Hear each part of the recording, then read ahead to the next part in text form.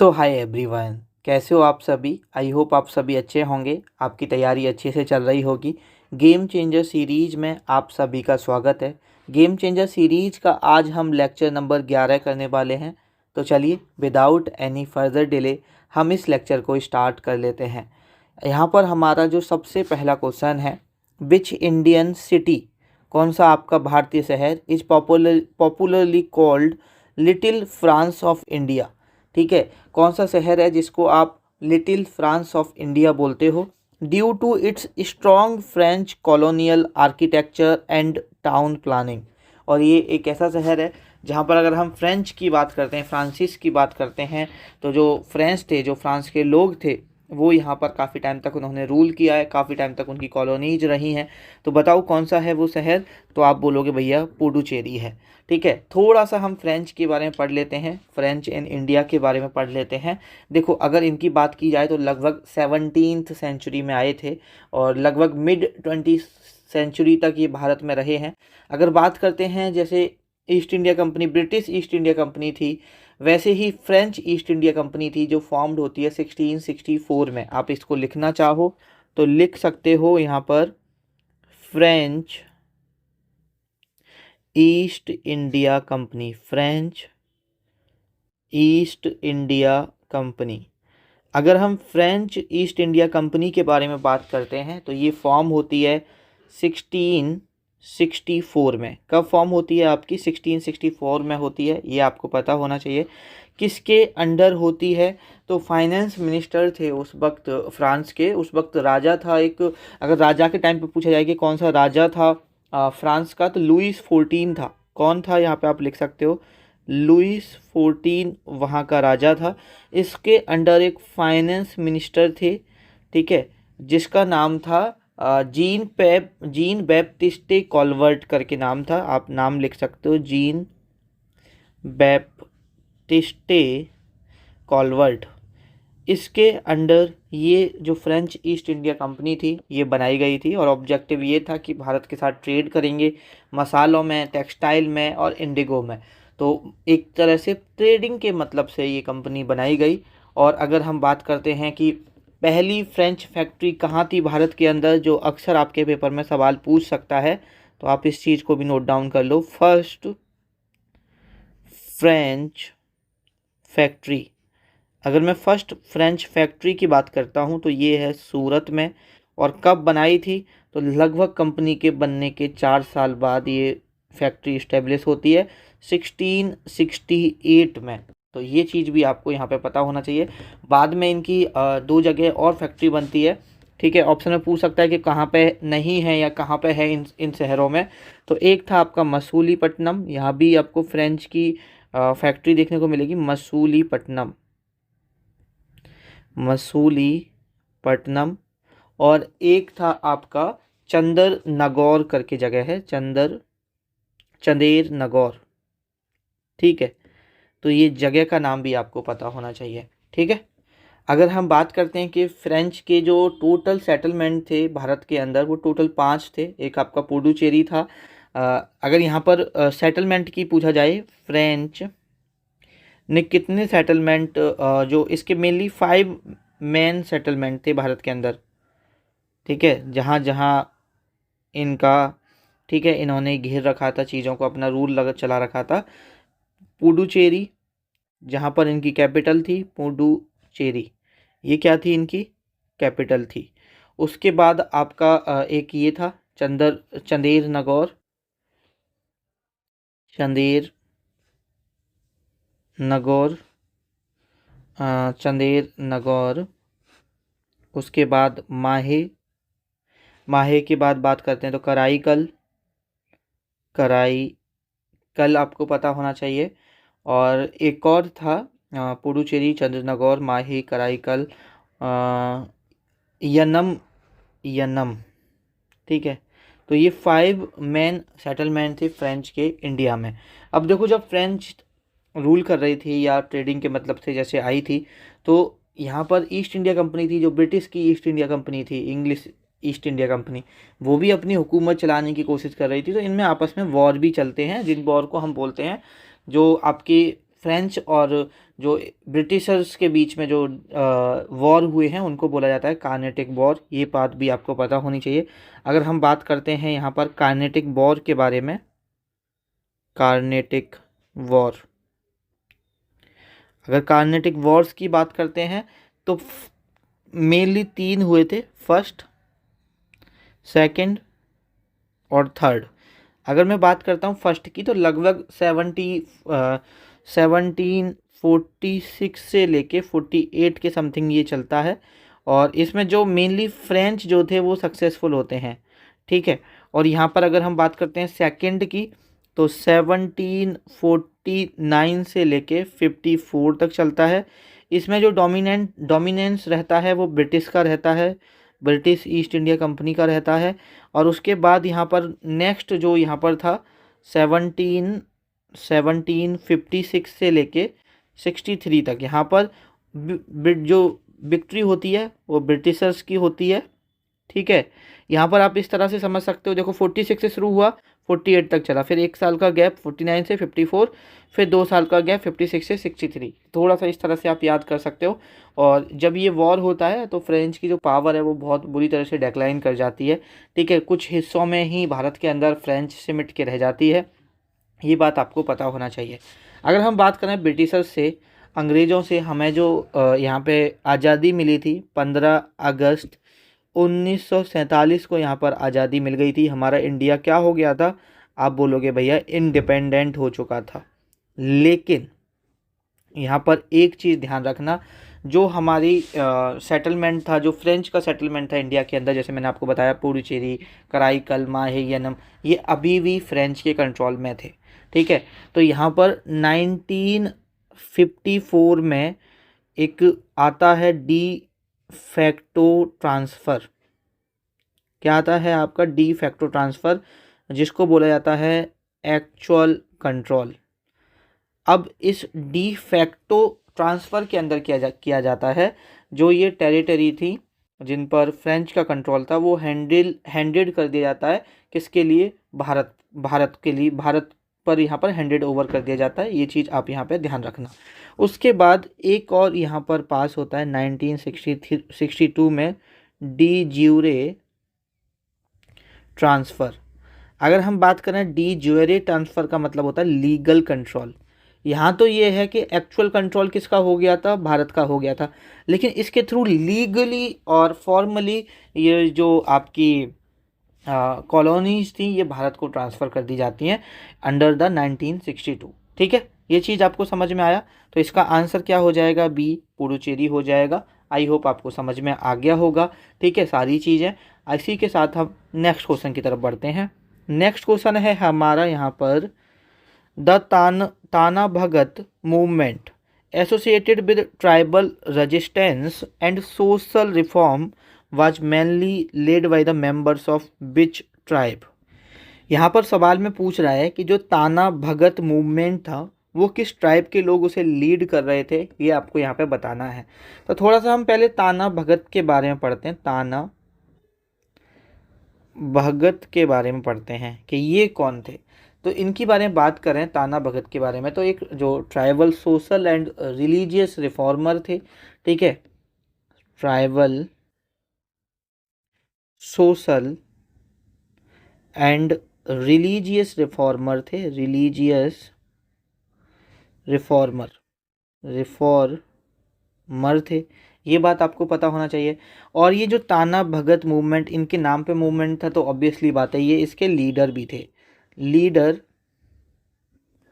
Of ताना Bhagat movement. तो ताना भगत मूवमेंट के ये क्या थे, यहाँ पे लीडर भी थे, ये चीज़ भी आपको यहाँ पे पता होना चाहिए। अब आपको ये पता होना चाहिए, जो सवाल में भी पूछा है कि ये जो ट्राइबल सोशल रिलीजियस रिफॉर्मर थे तो किस ट्राइब से बिलोंग करते थे और ये मूवमेंट किन ट्राइब के लोगों के द्वारा किया जा रहा था। तो ये किया जा रहा था आपका यहाँ पर ये वाली जो ट्राइब है यहाँ पर उराव या कुरुख ट्राइब के द्वारा इसको यहाँ पे किया जा रहा था। उराव या कुरुख ट्राइब ठीक है। और एक ध्यान रखना, ये जो मूवमेंट था ये नॉन वायलेंट मूवमेंट था, ठीक है, आर्म्ड रिवेलियन नहीं था, नॉन वायलेंट मूवमेंट था। ये बात भी आपको यहाँ पे पता होना चाहिए। अच्छा, किस रीजन में ये मूवमेंट हो रहा था, क्योंकि रीजन भी आपसे पेपर में पूछ लिया जाता है। तो अगर हम रीजन की बात करते हैं तो छोटा नागपुर रीजन, छोटा नागपुर रीजन जो प्रेजेंटली कहाँ पर है, प्रेजेंटली अगर हम बात करते हैं तो झारखंड में है। ये बात भी आपको पता होना चाहिए। लगभग ये जो मूवमेंट हुआ था 1914 टू 15 के अराउंड हुआ था, ठीक है, 1914 टू 15 अराउंड हुआ है। ये बात भी आपको पता होना चाहिए। जो ब्रिटिश रूल था उसके अगेंस्ट हुआ, जो टैक्स फोर्स्ड लेबर था और सोशियो रिलीजियस रिफॉर्म्स थे, ठीक है। और अगर हम बात करें इसकी तो one of the earliest tribal movement था, जो कि गांधी जी की नॉन वायलेंस पॉलिसी से सिमिलर था, ठीक है। लेकिन इतना डेप्थ में जाके नहीं पूछेगा, जितना चीज़ आपको बताया हुआ है एटलीस्ट इतना कर लेना, पेपर पॉइंट ऑफ व्यू से इम्पोर्टेंट है। इसी के साथ आगे बढ़ते हैं नेक्स्ट क्वेश्चन की तरफ। अगर हम यहाँ पे नेक्स्ट क्वेश्चन की बात करते हैं, during the cabinet mission plan 1946 which leader strongly defended Assam's separate identity and opposed its compulsory inclusion in a larger provincial group। Cabinet mission योजना के दौरान किस नेता ने असम की पृथक पहचान का जोरदार समर्थन किया और उसे बड़े प्रांतीय समूह में अनिवार्य रूप से शामिल करने का विरोध किया, ये यहाँ पर आपसे पूछा गया है। तो देखो, इनका नाम था, अगर हम बात करते हैं, गोपीनाथ बरदौलिये। क्या नाम था इनका? गोपीनाथ बरदौलिये। इनको लोकप्रिय गोपीनाथ बरदौलिये के नाम से भी जानते हैं। तो इनके बारे में थोड़ा सा पढ़ लेते हैं। आप यहाँ पे हेडिंग डालो, लोकप्रिय गोपीनाथ, लोकप्रिय गोपीनाथ बरदौलिये। अगर हम इनके बारे में बात करते हैं तो देखो, ये फ्रीडम फाइटर थे।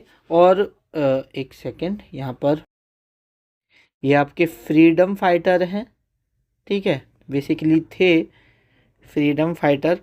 और ये असम के पहले सीएम भी बनते हैं, तो ये भी पता होना चाहिए। And first CM of Assam, CM of Assam. Basically मैं आपको बताता हूँ कि इनका जो मेन पर्पस था, जब आपका पार्टीशन हो रहा था लगभग 1946 टू 47 के अराउंड में, तो तब ये डर था इनको कि हमारा जो असम है वो इंडिया का ही पार्ट होना चाहिए, वो पाकिस्तान का पार्ट नहीं बनना चाहिए। अब यहाँ पर इनको ऐसा क्यों लग रहा था वो हम थोड़ा सा देख लेते हैं। वो देखो, बेसिकली जब आपका कैबिनेट मिशन प्लान आया था ना, कैबिनेट मिशन प्लान, तो इस कैबिनेट मिशन प्लान के तहत अलग अलग प्रोविंसेस को अलग अलग ग्रुप में रखा गया था। तो यहाँ पर कैबिनेट मिशन प्लान को बंगाल के साथ में रखने की बात की गई कि बंगाल के साथ असम को रखा जाएगा। और जो बंगाल था वो मेजोरिटी थी वहाँ पर मुस्लिम्स की। और इन बेसिकली इतना डेप्थ में जाएगा नहीं, लेकिन इसको असम को ग्रुप सी में रखा जा रहा था, ठीक है। तो यहाँ पर जैसे ये दिया हुआ है ना, and oppose its compulsory inclusion in a larger provincial group, के लार्ज जो प्रोविंशियल ग्रुप है उसमें इसको मिला दिया जाएगा। अब इन्हें ये पता था कि ये बंगाल कहाँ जा सकता है, ईस्ट पाकिस्तान में जा सकता है, ठीक है। तो इनको ये था कि हमें भैया इस बंगाल के ग्रुप में नहीं रहना है, ठीक है, क्योंकि कल को भी ऐसा ना हो कि असम को भी बंगाल के चक्कर में ईस्ट पाकिस्तान में ढकेल दिया जाए। जो असम है वो कहाँ का पार्ट रहना चाहिए, भारत का हिस्सा रहना चाहिए, भारत का पार्ट होना चाहिए। तो ये स्ट्रांगली अपोज करते हैं जो कैबिनेट मिशन प्लान आता है उसको। अब इसका जो आउटकम निकलता है, आउटकम पॉजिटिव निकलता है। असम को जो बंगाल के साथ ग्रुप किया गया था उससे हटा दिया जाता है। और यहाँ पर असम आपका आज भी पता है, ऑब्वियसली है कि असम कहाँ का पार्ट है, हमारा इंडिया का पार्ट है। तो इसलिए इनको असम का सेबियर के नाम से भी जानते हैं, सेबियर ऑफ असम। अगर हम बात करते हैं, सेबियर ऑफ असम के नाम से भी जानते हैं लोकप्रिय गोपीनाथ बरदौलियों को। ये चीज़ भी आपको इनके बारे में पता होना चाहिए। इसी के साथ नेक्स्ट क्वेश्चन की तरफ बढ़ते हैं। अगर हम नेक्स्ट क्वेश्चन की यहाँ पे बात करते हैं तो नेक्स्ट क्वेश्चन में है, which effect explains the situation where the demand for a product increases, जहाँ पर जो प्रोडक्ट की डिमांड होती है वो बढ़ती है, because many other people are using it, क्योंकि उसको बहुत सारे और भी लोग हैं जो यूज कर रहे हैं। तो मैं थोड़ा सा ना आपको इफ़ेक्ट के बारे में बताता हूँ, जो डिफरेंट इफ़ेक्ट हैं जहाँ से पेपर में सवाल बन सकता है। हम कंजम्पशन इफ़ेक्ट बोलते हैं। आप हेडिंग में हेडिंग डाल सकते हो, types of consumption effect, types of consumption effect. अगर हम यहाँ पे बात करते हैं टाइप्स ऑफ कंजम्पशन इफ़ेक्ट के बारे में, तो एक इफ़ेक्ट लिखो यहाँ पर, स्नोव इफ़ेक्ट। कौन सा इफ़ेक्ट? Snow effect. अब स्नोव इफ़ेक्ट क्या कहता है? स्नोव इफ़ेक्ट कहता है कि भैया अगर किसी भी कोई भी यहाँ पर आपका प्रोडक्ट है, उसकी जो डिमांड है, जैसे सपोज आपका कोई प्रोडक्ट है, उसकी जो डिमांड है यहाँ पर प्रोडक्ट डिमांड, वो डिक्रीज हो जाती है। कब डिक्रीज हो जाती है? जब उस प्रोडक्ट को बहुत सारे दूसरे लोग भी यूज करने लग जाते हैं। ठीक है, आप इसे लिखना चाहो तो इस तरह से आप यहाँ पे लिख सकते हो, demand for a product, demand for a product decreases, demand for a product decreases when many other people start using the same product, अब बेसिकली मैं क्या कहना चाह रहा हूँ और ऐसा कहाँ पर होता है? ऐसा ज़्यादातर उसमें होता है जो लग्जरी गुड्स होते हैं, लग्जरी आइटम्स होते हैं, या जो एक्सक्लूसिव गुड्स होते हैं। ठीक है, ऐसा आपको कहाँ देखने को मिलेगा? लग्जरी और एक्सक्लूसिव।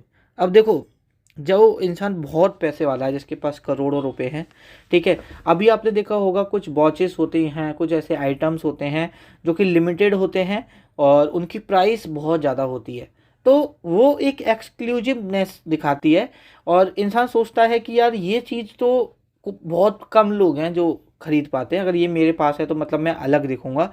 ठीक है, मैं बहुत ज़्यादा, मेरा अलग एक क्लास दिखेगा।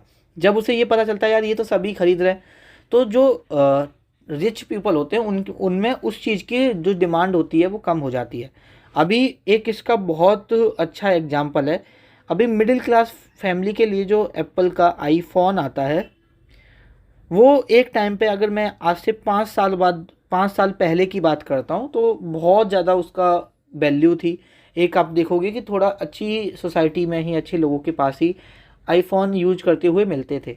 आज के टाइम में जिस इंसान की 15,000 रुपये सैलरी है, उसके पास भी चाहे वो ईएमआई पे फ़ोन लेगा, लेकिन उसके पास आईफोन मिलेगा। ठीक है, तो जो आईफोन की एक एक्सक्लूसिवनेस है ना, जो उसकी एक इम्पोर्टेंस है वो कम हो जाती है, तो लोग फिर जो उसकी डिमांड है वो कम हो जाती है, क्योंकि उसे लोग खरीदना कम कर देते हैं।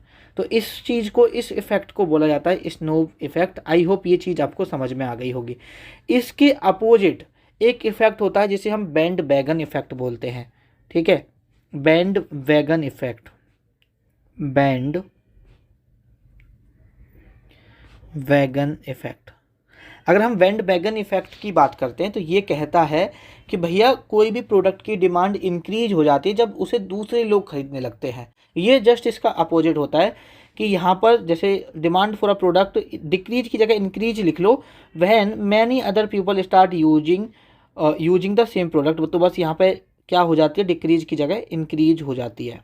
अब ये इंक्रीज कैसे हो जाती है, और ये कौन से आइटम्स होते हैं? जो रोज़मर्रा की चीज़ें होती हैं, जो मास पॉपुलर गुड्स होती हैं, कि भाई ये तेरे पास है मैं भी ये ले लेता हूँ। अच्छा, वो लोग अभी देखते हैं ना ट्रेंड क्या चल रहा है, अच्छा अभी इस तरह के कपड़े चल रहे हैं तो चलो इस कंपनी के कपड़े ट्रेंडिंग में चल रहे हैं तो मैं ले लेता हूँ।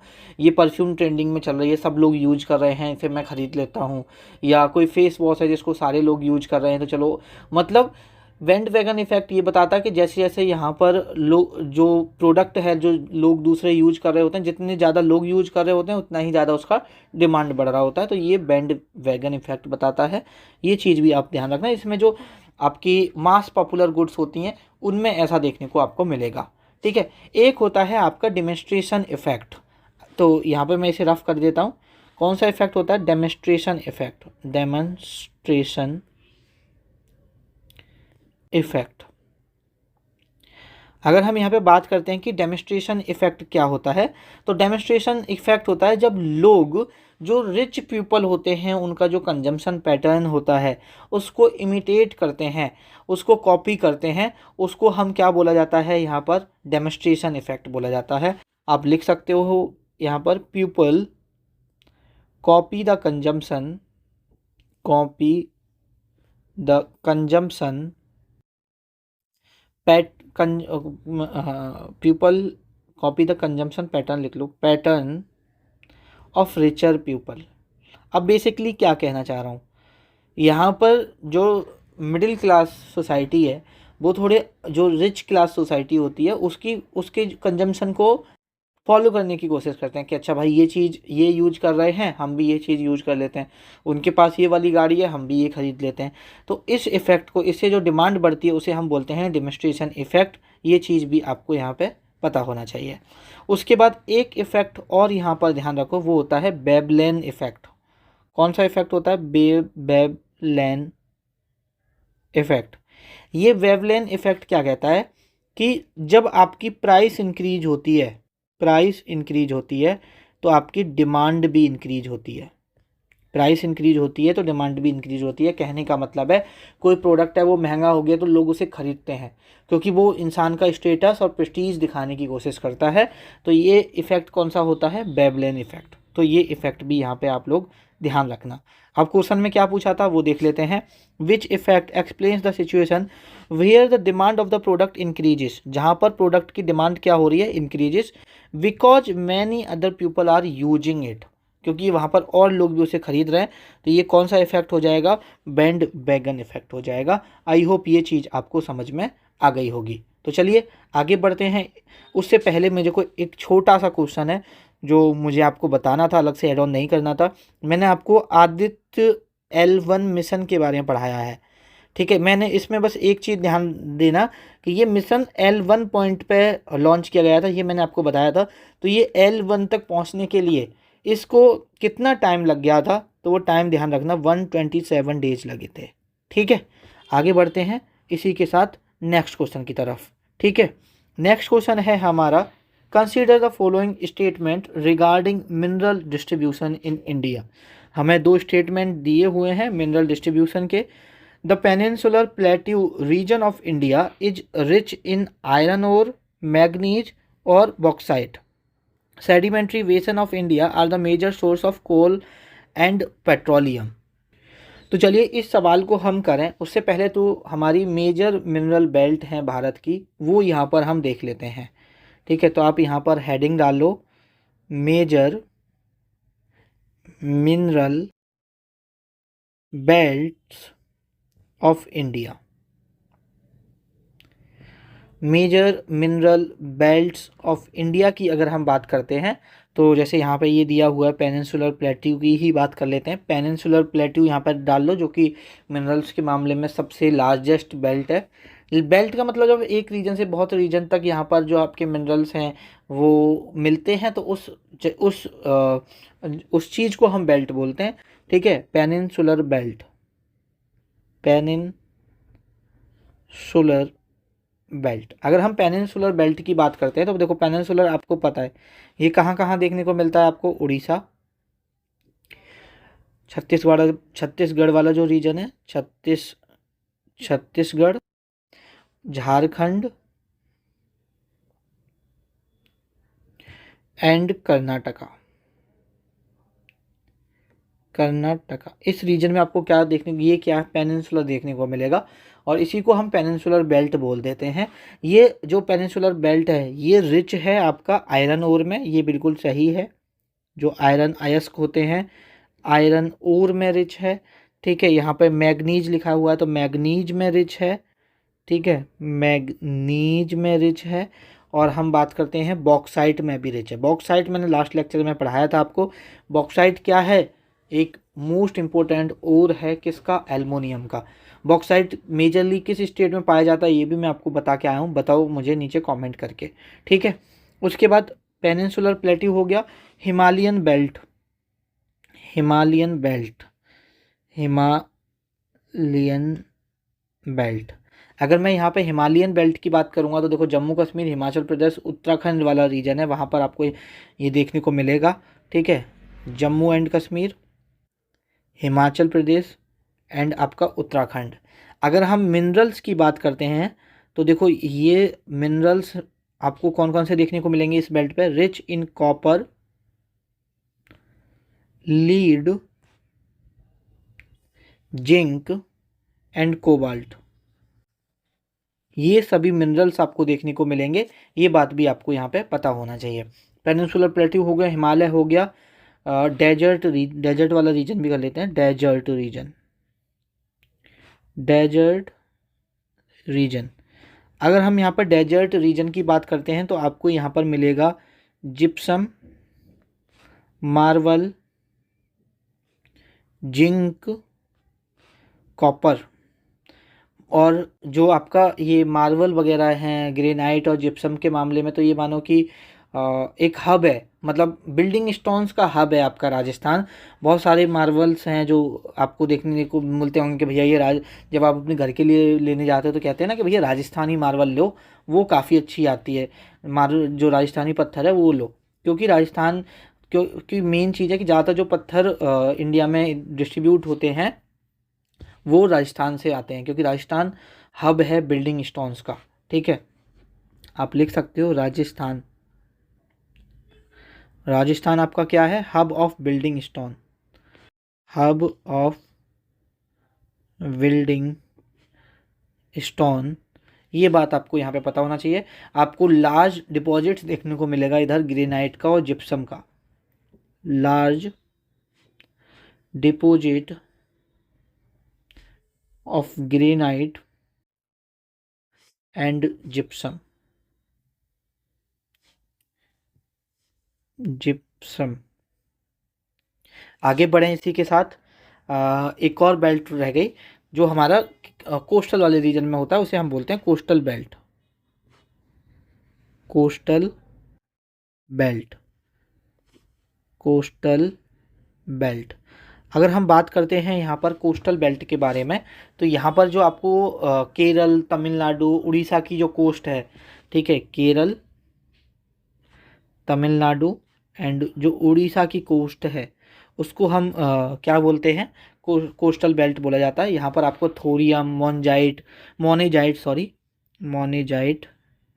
थोरियम, ये सभी देखने को मिलेंगे। ये चीज़ भी आपको यहाँ पे पता होना चाहिए। ठीक है, तो उसके बाद आपका peninsular plateau region of India is rich in iron ore. ठीक है, sedimentary basin of India major source of coal and petroleum. तो देखो यहाँ पे थोड़ा सा मैं रॉक्स के बारे में और बता देता हूँ, जब भी आप दूसरा सब कर पाओगे। मैं इसे रफ कर देता हूँ। ठीक है, अगर हम बात करते हैं देखो रॉक्स के बारे में तो एक हमारी रॉक होती है igneous rock and metamorphic rock, metamorphic rocks. ये दोनों जो रॉक्स हैं यहाँ पर आपको मेटेलिक मिनरल देखने को मिलेंगे। जहाँ पर ये रॉक्स होंगी वहाँ पर कैसे मिनरल देखने को मिलेंगे, मेटेलिक मिनरल्स देखने को मिलेंगे। जब मैं आपको मिनरल्स वाला चैप्टर पढ़ा था ना ज्योग्राफी में, तब मैंने आपको पढ़ाया था कि मिनरल्स दो प्रकार के होते हैं, ferrous, non ferrous, metallic minerals. ठीक है, तो जैसे आपका आयरन हो गए, मैग्नीज हो गए, कॉपर हो गया, बॉक्साइड हो गया, ये सब क्या होते हैं आपके मेटेलिक मिनरल्स होते हैं। वहीं पर अगर हमारा सेडिमेंट्री रॉक्स की बात करते हैं, सेडिमेंट्री रॉक्स की अगर मैं यहाँ पे बात करूँ तो सेडिमेंट्री रॉक्स में आपको क्या देखने को मिलेगा, कोल, पेट्रोलियम,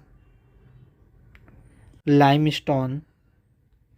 तो ये सब किसके बारे में आपको पता होना चाहिए, सेडिमेंट्री रॉक्स के बारे में आपको पता होना चाहिए। ये भी यहाँ पे आप लोग ध्यान रखना।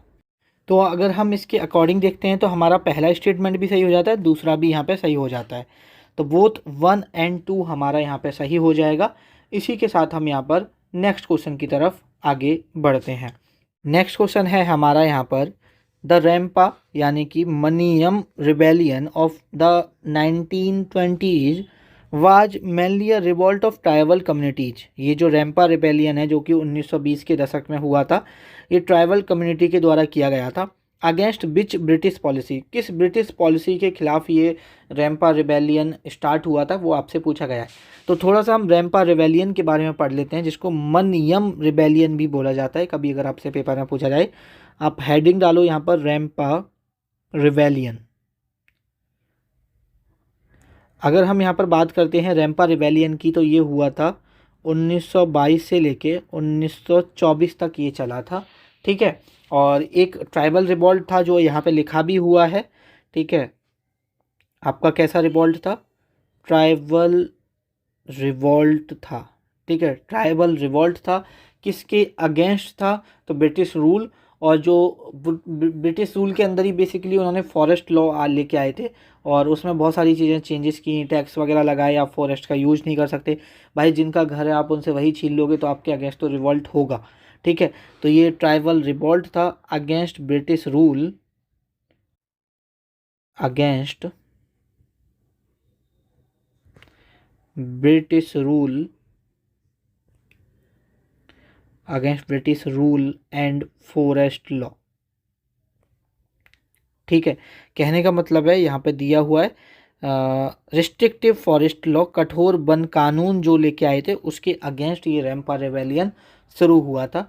इसको किसने लीड किया, किसके द्वारा ये लीड किया गया था, तो वो जानना बहुत ज़्यादा ज़रूरी है। तो अलूरी सीताराम राजू के द्वारा इसको लीड किया गया था, ठीक है। अलूरी सीताराम राजू के द्वारा, सीताराम राजू के द्वारा, ठीक है। ये भी ध्यान रखना, इनको बेसिकली ये जो ख़त्म होता है आपका रिवॉल्ट, क्योंकि 1924 में इनको कैप्चर कर लिया जाता है, और कैप्चर करके इनको मार दिया जाता है। Captured and executed executed in 1924, ठीक है। या यहाँ पे लिख लो इन 1924। किसको?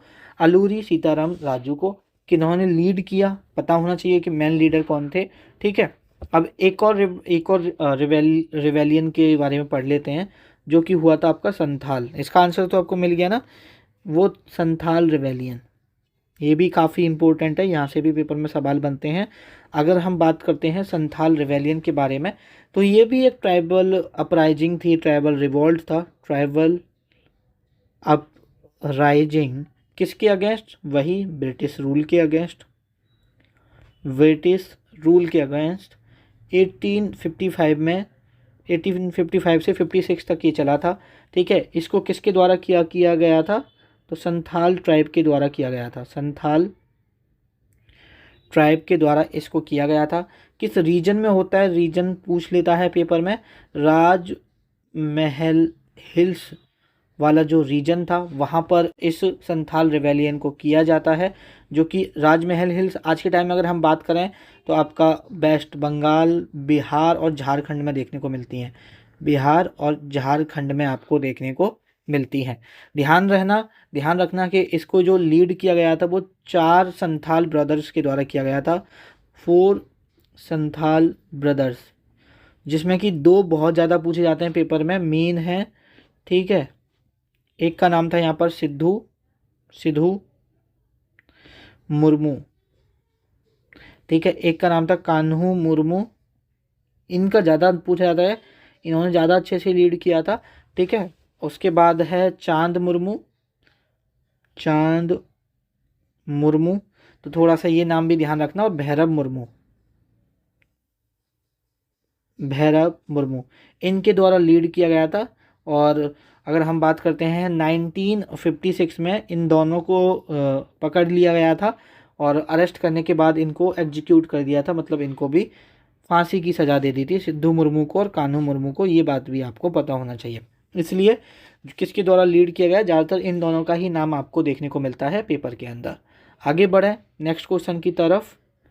तो यहाँ पर अगर हम नेक्स्ट क्वेश्चन की बात करते हैं बेटा, सेकंड नेक्स्ट क्वेश्चन है हमारा the Kol revolt. Pen change कर लेते हैं। The Kol revolt 1831 to 32। Basically आप यहाँ पे लिख लो कोल, या आपको कभी खोल दिखाए तो एक ही रिवॉल्ट है, ठीक है।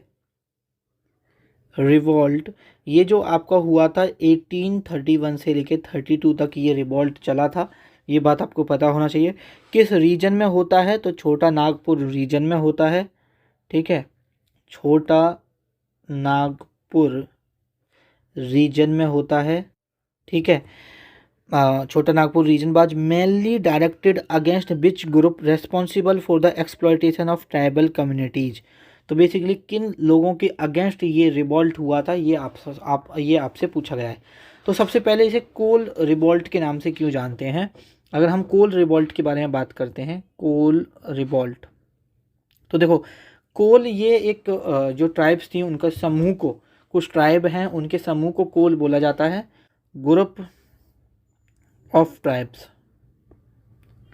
ठीक है, जैसे जो ट्राइब शामिल थी, अगर आपसे कभी पूछे जाए, ठीक है, 4 ऑप्शन दे दे, स्टेटमेंट बेस्ड बना दे। हो, मुंडा ट्राइब, ओराओ ट्राइब, और एक और ट्राइब है भूमिज ट्राइब, भूमिज ट्राइब। तो ये ग्रुप ऑफ ट्राइब्स को हम कोल बोलते हैं। ये इसलिए हम इन सब ने मिलकर ब्रिटिश रूल के अगेंस्ट रिवॉल्ट किया था, इसलिए हम इसे क्या बोलते हैं, कोल रिवॉल्ट बोलते हैं। अब बेसिकली जो ट्राइब्स थी ये शिफ्टिंग कल्टीवेशन पर डिपेंड थी, फॉरेस्ट प्रोड्यूस जो होता था उस पर डिपेंड थी। और आप सभी को पता है जो इनकी सोसाइटी थी वो डिसरप्ट हो चुकी थी जब से ब्रिटिश कंट्रोल आया था। तमाम तरह के लॉ लेके आ गए, आप ये इस तरह से फॉरेस्ट का यूज़ नहीं कर सकते, क्योंकि उन्हें कैसे भी ना कैसे करके टैक्स लगाना था, अंधाधुंध टैक्स लगाना, फोर्स्ड लेबर, ये सब मेन रीजन थे इन सभी रिवॉल्ट्स की। अगर हम बात किया जाए तो ये जो स्टार्ट होता है 1831 में होता है। जो पुलिस स्टेशन थे उनको यहाँ पे जलाया, उन पे अटैक किया जाता है। मनी लेंडर्स के घरों पे अटैक किया जाता है। जो ज़मींदार थे, जो ब्रिटिश ऑफिशियल्स थे, उनके घरों पर, उनके जगह जहाँ वो रह रहे थे उन पर अटैक किया जाता है।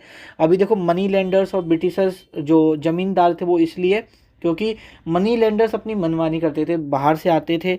देखो यहाँ पर लिखा हुआ है मनी लेंडर्स एंड लैंडलॉर्ड, इनको हम क्या बोलते थे, डिकोस बोला जाता है। क्या बोला जाता है, डिकोस। अब बेसिकली अंग्रेजों ने क्या करा, ज़मींदार और मनी लेंडर इन सबको यहाँ पे बना रखा था कि तुम दूसरे की ज़मीन लेके खुद प्रोड्यूस करो या उनसे टैक्स लो, अंधाधुंध ये लोग टैक्स लेते थे।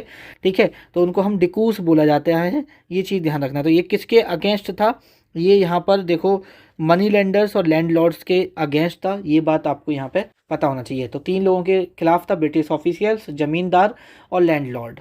ठीक है, अगेंस्ट लैंडलॉर्ड्स, जमींदार, जिनको लैंडलॉर्ड और ज़मींदार को हम डिकूस बोलते थे, और आपका ब्रिटिशर्स। ठीक है, इनके अगेंस्ट ये रिवॉल्ट स्टार्ट हुआ था, ये चीज़ भी आपको यहाँ पे पता होना चाहिए। अगर आपसे इसके मेन लीडर पूछा जाए कि मेन लीडर कौन था, मेन लीडर, तो वो थे बुधू भगत। क्या नाम था, बुधू भगत यहाँ पे इनका नाम था। इनको 1832 में कैप्चर कर लिया जाता है और कैप्चर करके इनको मार दिया जाता है, ये बात भी आपको यहाँ पे पता होना चाहिए। इसी के साथ आगे बढ़ते हैं, यहाँ पर इसका बी ऑप्शन सही हो जाएगा।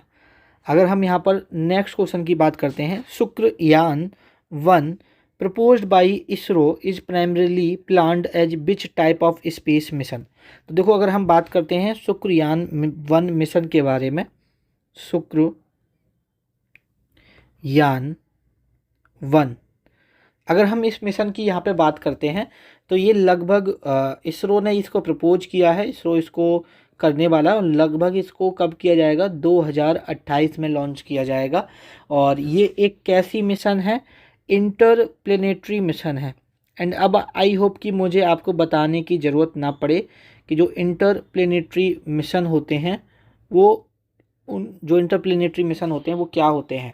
ठीक है, जो एक प्लेनेट से दूसरी प्लेनेट पे जो मिशन किया जाता है उसको इंटरप्लेनेटरी मिशन बोलते हैं। भारत का पहला इंटरप्लेनेटरी मिशन मंगलयान था, जो कि मार्स पे किया गया था। कौन सी ईयर में किया गया था, कमेंट करके बताओ। ठीक है, तो इंटरप्लेनेटरी मिशन है, किस किस पर किया जाएगा ये, तो ये वीनस पे किया जाएगा, वीनस ग्रह पर, जिसको हिंदी में शुक्र बोलते हैं और अर्थ का ट्विंस बोलते हैं। ठीक है, क्यों किया जाएगा, वीनस का जो थिक एटमॉस्फेयर है, टू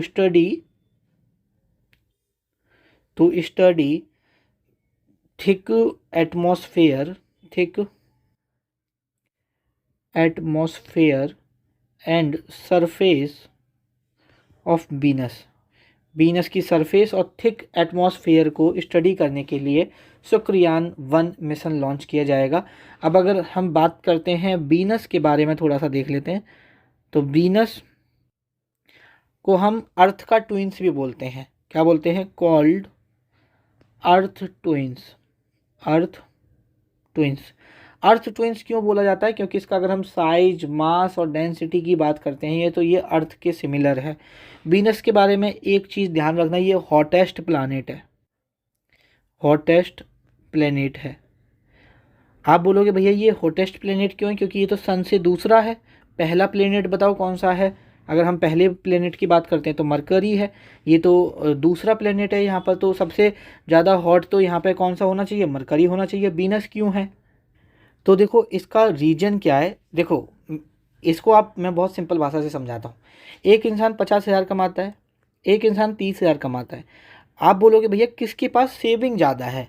तो भाई डिपेंड, ये नहीं ज़रूरी कि 50,000 कमा रहा है उसके पास ज़्यादा सेविंग होगी, या 30,000 कमा रहा है उसके पास कम सेविंग होगी। हो सकता है ये ज़्यादा बचा रहा हो, ये हर महीने 20,000 बचा रहा हो, इसका बेचारे के खर्चे ज़्यादा है, ये 10,000 ही बचा पा रहा हो। तो सेविंग किसकी ज़्यादा हुई? इस 30,000 वाले की। तो ऐसे ये दूर तो ज़्यादा है वीनस, सेकंड नंबर पे आता है, पहले नंबर पे मरकरी है। लेकिन ये जो हीट होती है उसको ज़्यादा ट्रैप कर पाता है, जिसकी वजह से ये हॉटेस्ट प्लैनेट है। समझ गए? तो ये इसको हम अर्थ ट्विंस के नाम से भी जानते हैं। ये हॉटेस्ट प्लैनेट भी है हमारा, हॉटेस्ट प्लैनेट। और ये जो हीट को ट्रैप कर पाता है वो कर पाता है ये CO2 एटमॉस्फेयर, CO2 एटमॉस्फेयर की वजह से। इसका मैक्सिमम जो एटमॉस्फेयर है वो किससे कैसा है? CO2 एटमॉस्फेयर है। ये चीज़ आप यहाँ पे ध्यान रखना। और जो इसके थिक क्लाउड होते हैं, थिक क्लाउड, वो क्या करते हैं? वो हीट को ट्रैप कर लेते हैं। ठीक है। और इसकी अगर हम सरफेस का टेम्परेचर देखेंगे ना तो लगभग 460 डिग्री सेल्सियस है, जो कि बहुत होता है। कभी ये पूछा जाएगा ये जो क्लाउड हैं वीनस के, ये किससे बने हुए हैं? तो सल्फ्यूरिक एसिड से बने हुए हैं। ये पेपर में 1-2 बार पूछा गया है। सल्फ्यूरिक एसिड के हैं, ये बात भी आपको यहाँ पे पता होना चाहिए। ठीक है। तो ये हो गया। आगे बढ़े यहाँ पर। अच्छा, हमारा सवाल क्या था? Best type of space mission. आपका शुक्रयान 1 जो है वो किस तरह का स्पेस मिशन है, ये यहाँ पर पूछा है। तो ये वीनस ऑर्बिटर मिशन है। बेसिकली लैंड नहीं करेगा। ऑर्बिट का मतलब वीनस की ऑर्बिट में घूमेगा, वीनस के चारों तरफ ये चक्कर लगाएगा। ऐसे नहीं है जैसे हमने चंद्रयान में लैंडिंग कराई थी, लैंडिंग नहीं करेगा, ऑर्बिट में घूमेगा। तो ये आपका क्या हो जाएगा? वीनस ऑर्बिटर मिशन हो जाएगा। ठीक है। आगे बढ़े नेक्स्ट क्वेश्चन की तरफ। नेक्स्ट क्वेश्चन है हमारा, two resistors of 3 ohm 6 ohm are connected in parallel. तो 2 रजिस्टर है, 3 ओम के 6 ओम के, जिनको पैरेलली यहाँ पे कनेक्ट किया जा रहा है 12 वोल्ट की बैटरी से। What is the current flowing through the circuit. तो देखो ओम्स लॉ बहुत इंपॉर्टेंट है, अपना ओम्स लॉ जिंदाबाद है। ओम्स लॉ क्या कहता है? I = V/R। ठीक है, यही मुझे निकालना है। ठीक है, मुझे क्या पता होना चाहिए? वोल्टेज पता होना चाहिए। तो 12 वोल्ट, मुझे पोटेंशियल तो पता है। बट अगर मेरा रजिस्टेंस 2 दे रखे हैं तो मुझे कौन सा रजिस्टेंस लूँ? तो मैंने आपको बताया था, अगर मेरा रजिस्टेंस मुझे R टोटल निकालना है, और अगर वो अगर पैरेलल में है तो हम ऐसे जोड़ते हैं 1/R1, 1+R2, 1+R3 and so on 1/Rn। और वहीं पर अगर मेरा R टोटल निकालना है और मेरा जो रजिस्टेंस है, जो रजिस्टर है वो सीरीज में है, तो हम डायरेक्ट ऐसे जोड़ देते हैं R1, R2, R3 and so on Rn तक। ठीक है। तो ये मेरा यहाँ पर क्या है? यहाँ पर मेरा पैरेलल में है। तो मैं रजिस्टेंस निकाल लूँगा। इक्विवेलेंट रजिस्टेंस मेरा कितना निकल आएगा? ठीक है, इसको टोटल ना करके इक्विवेलेंट कर लो, R इक्विवेलेंट कर लो। ठीक है। अगर मैं इक्विवेलेंट रजिस्टेंस की बात करूँगा तो 1/3 + 1/6। तो अगर मेरा 1/3 1/6 6 हो गया, मेरा यहाँ पे 2 हो गया, यहाँ पे 1 हो गया, तो मतलब 3/6 तो मतलब ये 2 बचेगा। तो 1/2 मेरा R आ गया। और B कितना है? मेरा 6 है। तो I = 6 × 1/2 हो गया। तो मेरा कितना आ गया? 3 एम्पियर करंट आ गया। ये चीज़ आप लोग यहाँ पे ध्यान रखना। तो बहुत आसान है आपको इसको निकालना, बस आपको ये फॉर्मूला पता होना चाहिए। I = V/R होता है। ठीक है। अगर देखो आपका सीरीज में दे रखा है, अगर तब आपको करंट निकालना है तो V इंटू जितने दे रखे हैं उनको ऐड कर लेना, ठीक है, RN, ऐसे कर लो RN तक, ठीक है। और यहाँ पर अगर पैरेलल में दे रखे हैं तब अगर आपको निकालना है तो करंट बराबर V into 1/R1, 1+R2 and 1/RN।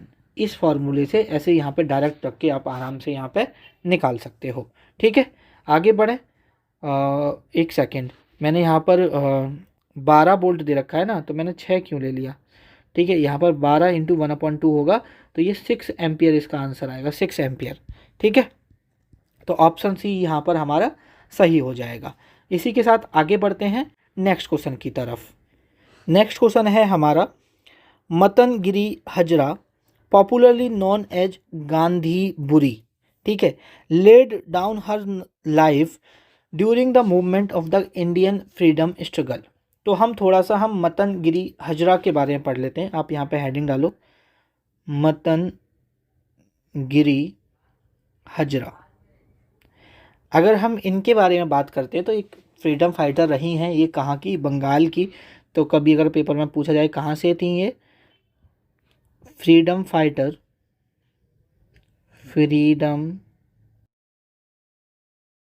Fighter from Bengal. तो ये फ्रीडम फाइटर थी कहाँ से, बंगाल से। इनको पॉपुलरली किस नाम से जाना जाता है, गांधी बुरी या ओल्ड लेडी गांधी के नाम से जाना जाता है, ठीक है। जो यहाँ पे मेंशन भी है क्वेश्चन में, गांधी बुरी या ओल्ड लेडी गांधी के नाम से जाना जाता है, ओल्ड लेडी गांधी के नाम से जाना जाता है। इसलिए क्योंकि ये गांधी जी से बहुत ज़्यादा इंस्पायर्ड थी। इन्होंने पार्टिसिपेट किया था जो नॉन कॉपरेशन मूवमेंट हुआ था 1920 से लेके 1922 तक, और after the Chauri Chaura incidents उसको रोकना पड़ा। फिर सिविल डिसोबीडियंस मूवमेंट हुआ था 1930 से 34 तक, तो उसमें भी इन्होंने पार्टिसिपेट किया। क्विट इंडिया मूवमेंट के वक्त ये क्या कर रहे थे, मार्च कर रही थी, और पुलिस स्टेशन की तरफ, पुलिस स्टेशन को कंट्रोल करने के लिए मार्च किया जा रहा था। और जब मार्च कर रही थी तो ये पता, अब इनकी एज काफ़ी थी यहाँ पर, और ये फ्रंट से लीड कर रही थी और हाथ में भारतीय तिरंगा लेके, और पुलिस इन्हें, इनके मार्च को रोकने की कोशिश करती है, इन्हें रोकने की कोशिश करती है। ये रुकती नहीं है, ये चलती जाती हैं, और पुलिस वाला इन्हें शॉट कर देता है, बंदूक से गोली मार देता है। और फिर भी ये बताते हैं वहाँ, मतलब अगर आप किताबों में इनके बारे में पढ़ोगे तो ये बताया जाता है गोली लगने के बाद भी ये आगे बढ़ती रहीं और चिल्लाती रहीं, वंदे मातरम, वंदे मातरम, वंदे मातरम। और इनको अगर पूछा जाए कब गोली लगी थी, तो इनको गोली लगती है 29 सितंबर 1942 पर, ठीक है। और ये जो कहाँ पर लगती है तो वो भी आपको थोड़ा सा ध्यान रखना, तामलुक, मिडनैपोर वेस्ट बंगाल में, ठीक है। तो यहाँ पर इनको गोली लगती है, गोली मार दी जाती है, ठीक है। अब ये सारी बातें कब हो रही थी, 1942, मतलब क्विट इंडिया मूवमेंट के टाइम पर, क्विट इंडिया मूवमेंट। तो यहाँ पर आपका ऑप्शन सी, ठीक है, लेड डाउन हर लाइफ, मतलब अपनी ज़िंदगी नौछावर कर देना, अपनी ज़िंदगी दे देना। गांधी बुरी के नाम से प्रसिद्ध मांतगिनी हजरा ने भारतीय स्वतंत्रता संग्राम के किस आंदोलन के दौरान अपने प्राण न्यौछावर किए। तो ये है आपका मतनगिरी नहीं, इसको हम क्या पढ़ेंगे, मांतगिनी पढ़ेंगे, ठीक है, मांतगिनी, ठीक है। तो ये चीज़ आप यहाँ पे ध्यान रखना, मैंने ये गिरी बताया ना, सॉरी यार, मांतगिनी है, ठीक है। मैं वही सोच रहा था कि मांतगिनी है, गिरी नहीं है, ठीक है, गलती से हो गया। तो इनके बारे में यहाँ पर ये चीज़ ध्यान रखना, ठीक है। आगे बढ़ें इसी के साथ नेक्स्ट क्वेश्चन की तरफ। नेक्स्ट क्वेश्चन है हमारा यहाँ पर, कंसीडर द फॉलोइंग स्टेटमेंट। आपको जो स्टेटमेंट दिए हुए हैं वो कंसीडर करने हैं रिगार्डिंग द प्रधानमंत्री फसल बीमा योजना। तो मैं आपको थोड़ा सा बढ़ा देता हूँ प्रधानमंत्री फसल बीमा योजना के बारे में, कि ये जो प्रधानमंत्री फसल बीमा योजना ये क्या है। तो बेसिकली ये क्रॉप इंश्योरेंस स्कीम है। कैसी स्कीम है, क्रॉप इंश्योरेंस स्कीम है आपकी प्रधानमंत्री फसल बीमा योजना। जैसे लोगों का इंश्योरेंस होता है कि भैया तुम्हें कुछ हो जाएगा तो हम पैसे देंगे, वैसे ही गवर्नमेंट ने एक स्कीम लॉन्च की कि अगर फसल बर्बाद हो जाती है, किससे, नेचुरल रिस्क से, नेचुरल डिजास्टर से, जैसे कि नेचुरल क्लैमिटी से, सपोज बरसात बहुत ज़्यादा आ गई, सूखा पड़ गया, वो जो कि नॉन प्रिवेंटिव है, जिसको प्रिवेंट नहीं किया जा सकता, तो जो किसानों का लॉस हो जाएगा वो अगर आप इंश्योरेंस ले लोगे तो वो पूरा लॉस कौन कौन यहाँ पर लेगा? गवर्नमेंट उसका लॉस का आपको पैसे देगी, भरपाई करेगी। ये जो लॉन्च की गई थी स्कीम 2016 में, इस स्कीम को लॉन्च किया गया था। अगर पूछा जाए किस मिनिस्ट्री के द्वारा यहाँ पे लॉन्च किया गया था, तो ministry of agriculture, ministry of agriculture and farmers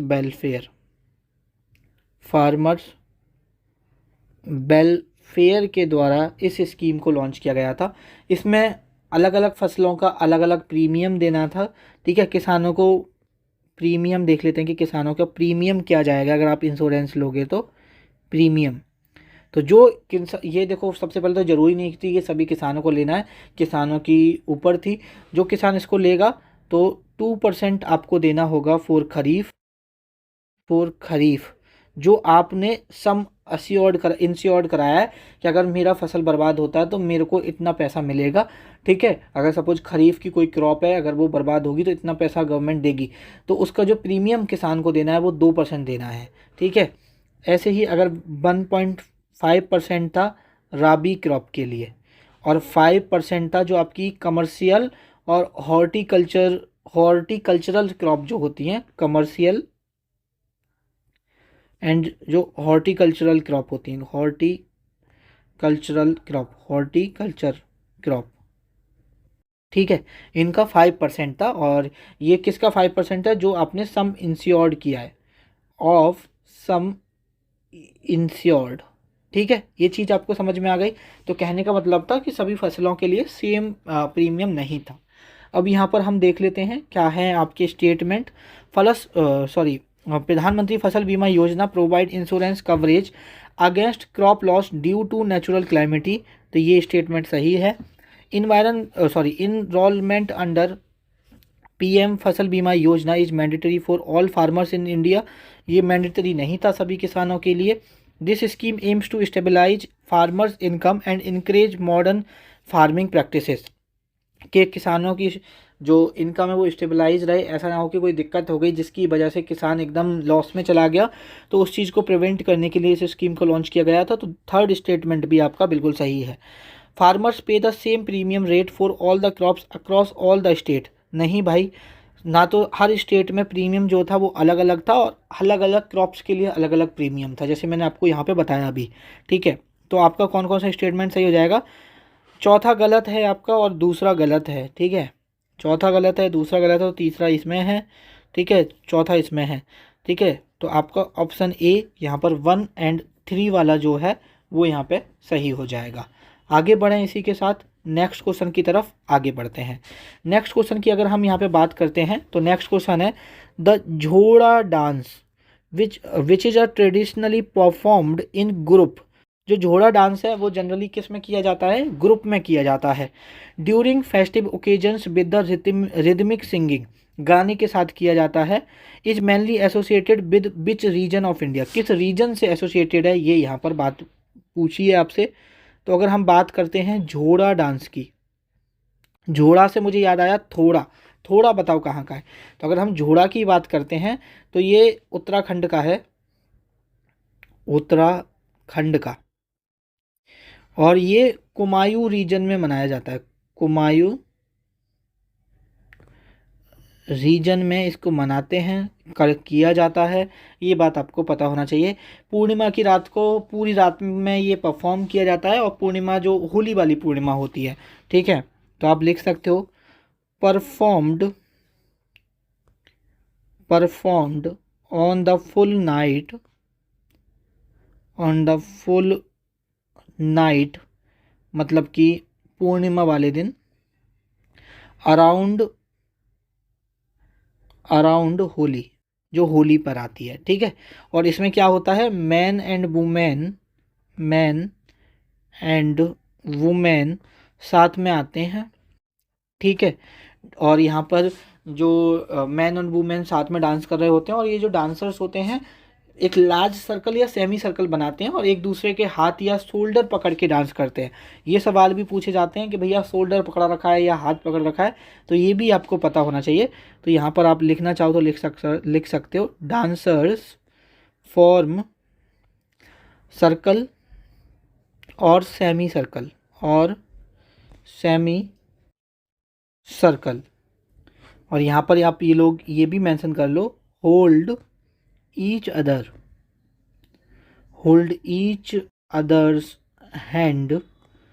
hands और शोल्डर्स। ठीक है, तो ये बात आपको यहाँ पे पता होना चाहिए। अब इसका आंसर तो आपको मिल गया होगा, क्या हो जाएगा, ऑप्शन बी यहाँ पर इसका सही आंसर हो जाएगा। अगर मैं उत्तराखंड के कुछ और डांस के बारे में बात करते हैं तो एक है छोलिया डांस, तो ये बात भी आपको पता होना चाहिए। एक मार्शियल वॉर डांस है, मार्शियल डांस बोल लो या वॉर डांस आए कभी तो ध्यान रखना, मार्शियल या वॉर डांस है आपका। और कब किया जाता है, बेडिंग, शादी ब्याह में किया जाता है, ऑन बेडिंग्स। ठीक है, एक डांस की बात करें तो एक डांस है आपका पांडव नृत्य।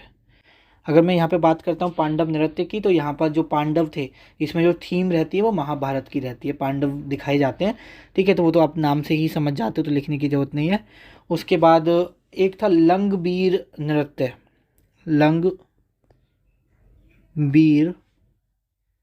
नृत्य, ये भी उत्तराखंड का ही है। और यहाँ पर जो परफॉर्मर्स होते हैं वो क्या, एक पोल पर एक रस्सी पे चलते हैं। ठीक है, तो ये लिख लो, परफॉर्मर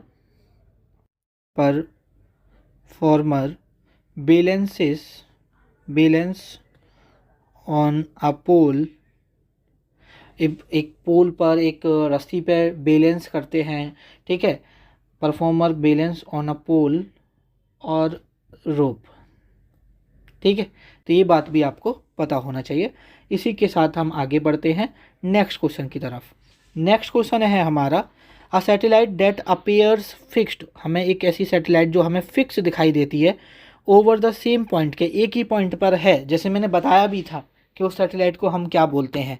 ठीक है, उस सैटेलाइट को बोलते हैं स्टेशनरी सैटेलाइट, जो हमें एकदम स्थिर दिखाई देती है। ठीक है, a satellite that appears fixed over the same point on the earth revolves from west to east, जो कि रिवॉल्व करती है वेस्ट से ईस्ट की तरफ, has an orbital period of 24 hours, जो उसका ऑर्बिटल पीरियड होता है, मतलब एक ऑर्बिट का चक्कर लगाने में कितना टाइम लगता है, 24 आवर्स लगता है। Is mainly used for communication, जिसका मेनली यूज्ड हम किसके लिए कम करते हैं, कम्युनिकेशन के लिए करते हैं और वेदर फोरकास्टिंग के लिए करते हैं। तो ऐसी सैटेलाइट्स को हम किस ऑर्बिट में रखते हैं, किस ऑर्बिट में हमें रखा जाता है, किस ऑर्बिट में हम लॉन्च करते हैं। तो ये बेसिकली ऑर्बिट से सवाल है। तो ऑर्बिट तो आपकी ये और भी ऑर्बिट होती हैं, तो हम सारी थोड़ी सी ऑर्बिट जो इम्पोर्टेंट है, 2-3 ऑर्बिट के बारे में आपको बता देता हूँ। ठीक है, तो अगर हम बात करते हैं ऑर्बिट्स की, तो सबसे पहले तो आपको ये पता होना चाहिए कि ऑर्बिट होती क्या है। तो जो हमारी सैटेलाइट रिवॉल्व करती है, जो हमारी पृथ्वी है, उसका जो एक फिक्स्ड पाथ होता है कि यहाँ से इतनी हाइट से ऊपर हमारा जो पाथ होगा, अगर इस पे घूमेगी हमारी जो सैटेलाइट है, तो वो ये पाथ है। फिर अलग अलग हाइट के अकॉर्डिंग पाथ का नाम दे दिया है। ठीक है, जो आपको जैसे लो अर्थ ऑर्बिट होती हैं, जो कि 200 से लेकर 2000 किलोमीटर के बीच में ही रहती हैं। ठीक है, तो थोड़ा सा मैं आपको अलग अलग ऑर्बिट बता देता हूँ। एक होती है हमारी जियो स्टेशनरी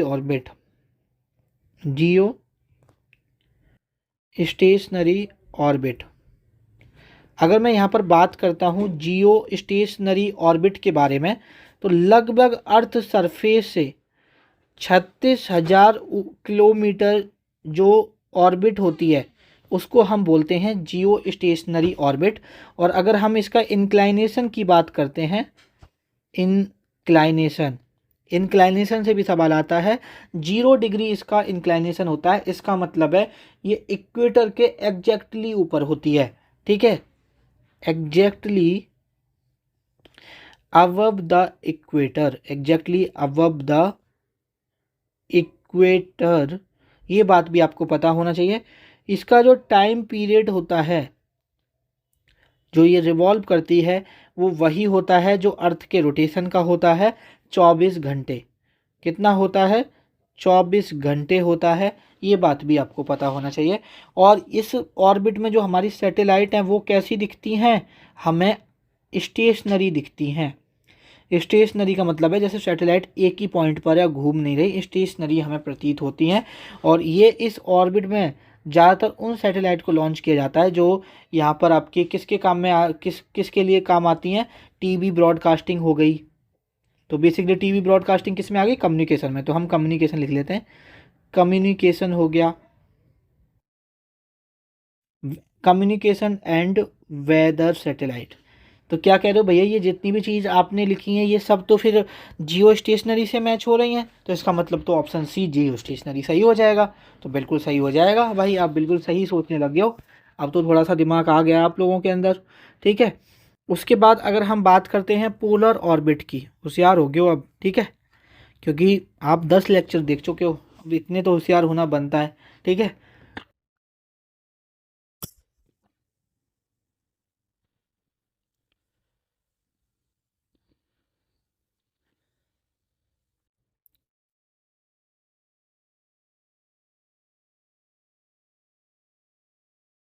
सॉरी यार, हाँ अजीब सा ही हो गया था एक साथ। आगे बढ़ते हैं, हम बात कर रहे थे पोलर ऑर्बिट के बारे में। अगर हम पोलर ऑर्बिट के बारे में बात करते हैं तो यहाँ पर जो इंक्लाइनेशन होता है, इंक्लाइनेशन यहाँ पर होता है अबाउट 90 डिग्री, 90 डिग्री के आसपास यहाँ पर इंक्लाइनेशन आपको देखने को मिलेगा। और कहने का मतलब है जो अर्थ है वो इसके अंडर रोटेट करती है, कहने का मतलब है जो हमारी अर्थ है उसको ये पूरी तरह से कवर करता है। ठीक है, तो earth earth rotate under it, under it, इसके अंडर क्या कौन रोटेट करता है, अर्थ रोटेट करती है। इसका मतलब है कवर्स द एंटायर अर्थ, ये पूरी अर्थ को कवर करता है, एंटायर अर्थ।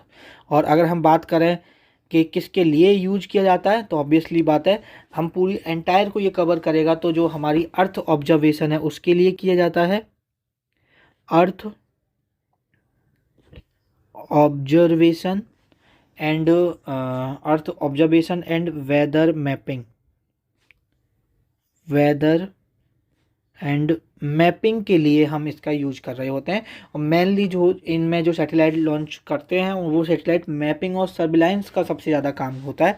ठीक है, तो ये हो गई पोलर ऑर्बिट में ज़्यादातर जो मैपिंग के लिए, सर्विलांस के लिए, अर्थ ऑब्जर्वेशन के लिए, अर्थ पर निगरानी रखने के लिए हम किस ऑर्बिट में सैटेलाइट्स को लॉन्च करते हैं, पोलर ऑर्बिट में हम सैटेलाइट को लॉन्च करते हैं।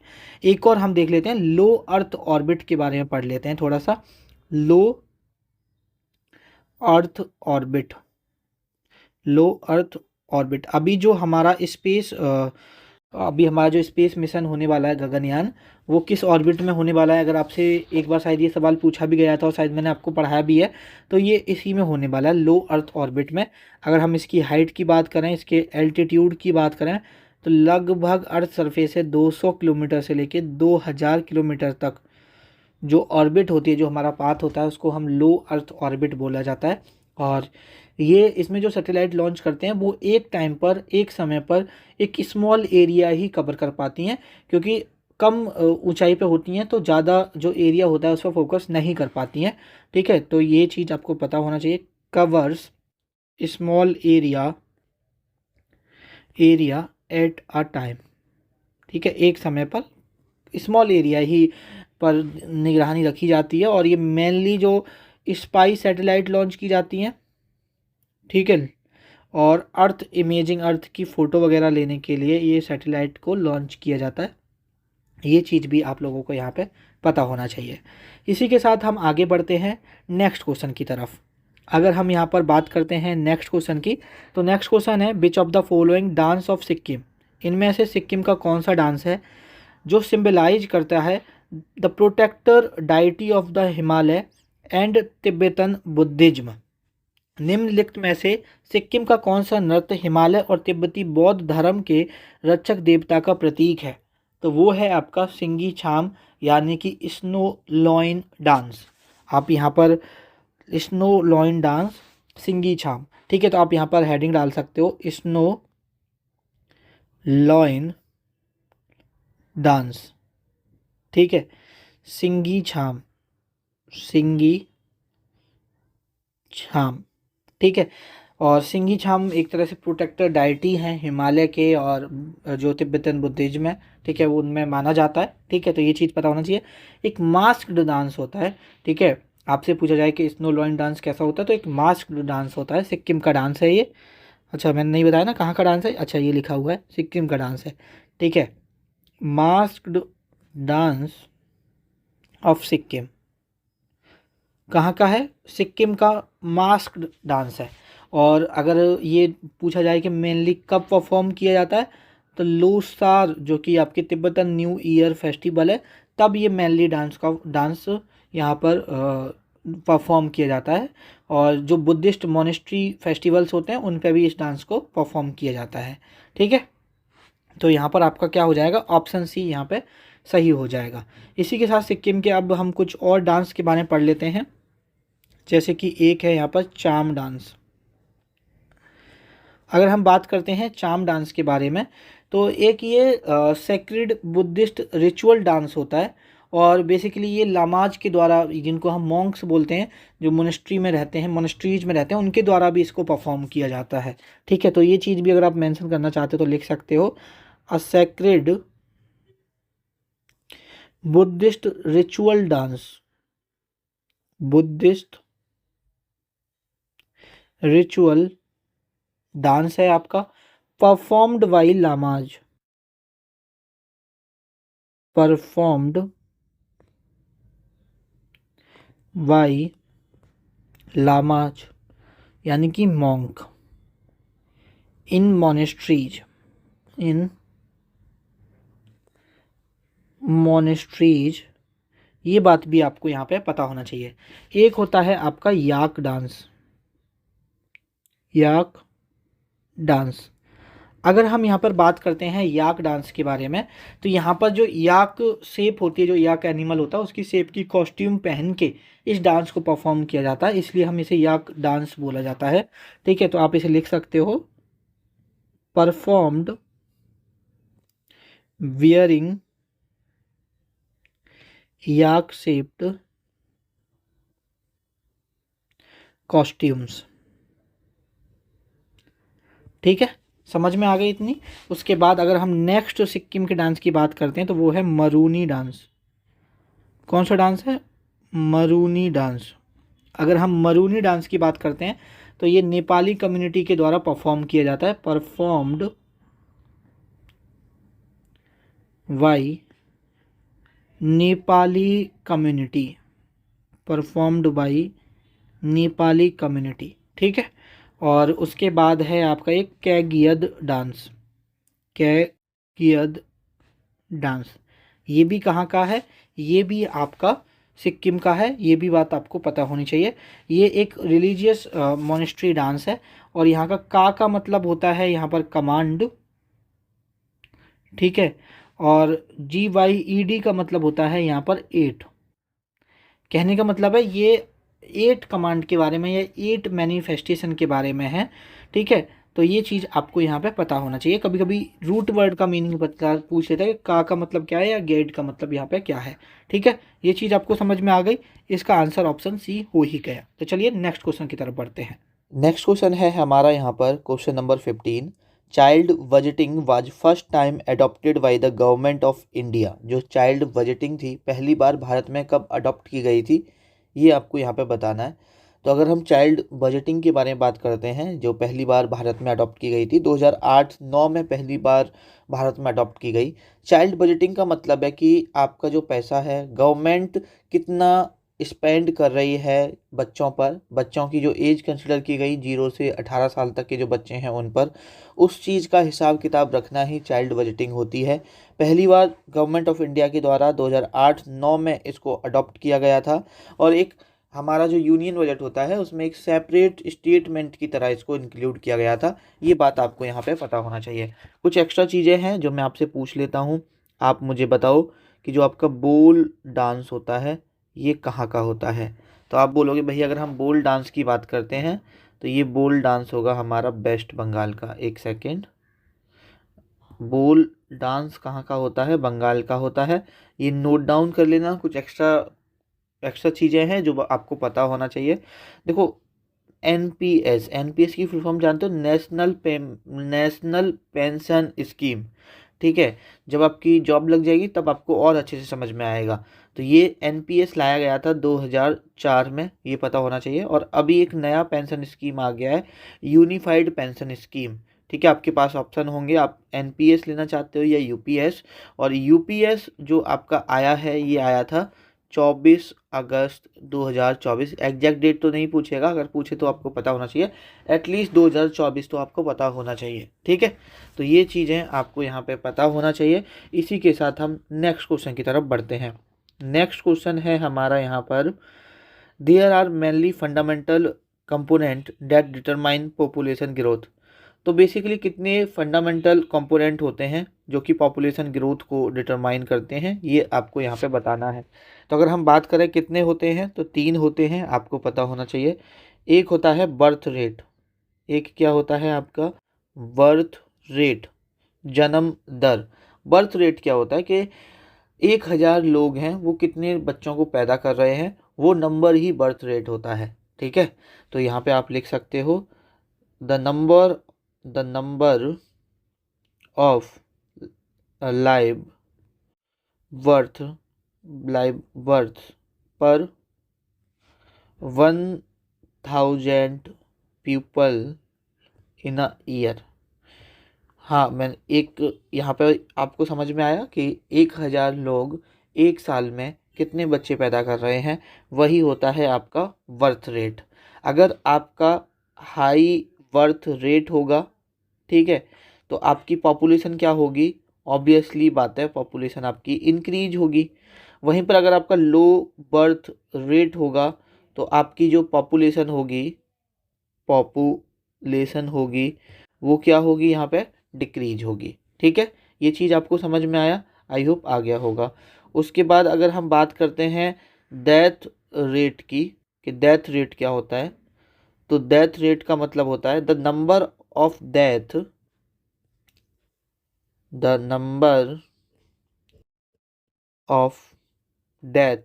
डेथ्स पर 1000 पीपल इन अ ईयर, कि कितने लोगों की डेथ हो रही है। अगर हम 1000 लोगों पे निकालें उस चीज़ को, तो हमारा क्या होगा? यहाँ पर डेथ रेट निकल के आएगा। ठीक है, ये 1000 ध्यान रखना। ठीक है, पेपर में अलग अलग करके देगा, 100 देगा, 1 लाख देगा, तो आपको कंफ्यूज नहीं होना है। तो अगर हम हाई डेथ रेट होगा तो हमारा पॉपुलेशन क्या होगा? डिक्रीज होगा। अगर लोगों की मृत्यु ज़्यादा होगी तो ऑब्वियसली बात है, जो जनसंख्या वो कम होगी, पॉपुलेशन कम होगी। ठीक है, और यहाँ पर अगर हम बात करते हैं, तीसरा फैक्टर कौन सा? एक बर्थ रेट हो गया, डेथ रेट हो गया, और एक होता है आपका birth rate, death rate, migration होता है। कि देखो, एक तो लोगों का जन्म हो रहा है, वो आपकी पॉपुलेशन ग्रोथ को बताता है। डेथ हो रही है, वो आपकी पॉपुलेशन ग्रोथ को बताता है। ठीक है, एक माइग्रेशन भी तो होता है। माइग्रेशन का मतलब है जब इंसान एक जगह से दूसरी जगह जाता है। अब माइग्रेशन 2 प्रकार का होता है। ठीक है, आपने सुना होगा, एक होता है इमिग्रेशन। अब देखो, प्रोनाउंसिएशन में बहुत कम फ़र्क होता है, और मेरी प्रोनाउंसिएशन बहुत ज़्यादा अच्छी नहीं है। इमिग्रेशन, और एक होता है एमिग्रेशन। एमिग्रेशन, चलो आपकी थोड़ी सी वोकेबलरी स्ट्रॉन्ग करा देते हैं। इस इमिग्रेशन का मतलब होता है जब लोग बाहर से आपके देश में आ रहे होते हैं, तो अगर इमिग्रेशन हो रहा है तो आपकी जो पॉपुलेशन है वो क्या हो रही है? बढ़ रही है। ठीक है, वहीं पर एमिग्रेशन का मतलब होता है जब लोग आपके देश से दूसरी कंट्री जा रहे हैं, अपने देश को छोड़ के दूसरी कंट्री में जा रहे हैं, तो भैया इमिग्रेट कर रहे हैं। तो इसमें आपकी जो पॉपुलेशन होगी वो क्या होगी? आप बोलोगे भैया डिक्रीज होगी। समझ में आ गया? आई होप आपको समझ में आ गया होगा। तो ये मेनली 3 कंपोनेंट होते हैं जो कि डिटरमाइन करते हैं आपकी पॉपुलेशन ग्रोथ किस तरह से हो रही है। ठीक है, मेनली तो ये बर्थ रेट और डेथ रेट पर डिटरमाइन करता है, लेकिन माइग्रेशन भी एक बहुत बड़ा फैक्टर है, क्योंकि कुछ देशों में बहुत ज़्यादा माइग्रेशन भी देखने को मिलता है आपको। ठीक है, ये तो हो गए पॉपुलेशन ग्रोथ फैक्टर। 2 चीज़ें और बता देता हूँ। मैंने आपको इन्फेंट मोर्टिलिटी रेट पढ़ाया है, मैटरनिटी मोर्टिलिटी रेट पढ़ाया है, तो वो भी थोड़ा सा मैं आपको डिस्कस कर देता हूँ। आई होप कि मैंने वो शायद डिस्कस नहीं किया है कि क्या होता है। अगर हम बात करते हैं इन्फेंट मोर्टिलिटी रेट की, इन्फेंट मॉर्टिलिटी रेट, ठीक है, जिसको हम IMR बोलते हैं। क्या बोलते हैं? IMR बोलते हैं। तो इसमें होता है कि 1 साल के अंदर 1,000 बच्चे अगर जन्म ले रहे हैं, इसमें एज ध्यान रखना, जो 1 साल कंप्लीट होने से पहले जिनकी मृत्यु हो रही है 1,000 लोगों में, वो होता है इन्फेंट मोर्टिलिटी रेट। तो 1,000 में से निकाला जाता है, ये ध्यान रखना। 1 साल कंप्लीट होने से पहले मृत्यु हो रही है, ये दो चीज़ आप यहाँ पे ध्यान रखना। आप इसका अगर लिखना चाहो तो आप ऐसे भी लिख सकते हो इसको, the number of infants, the number of infants dying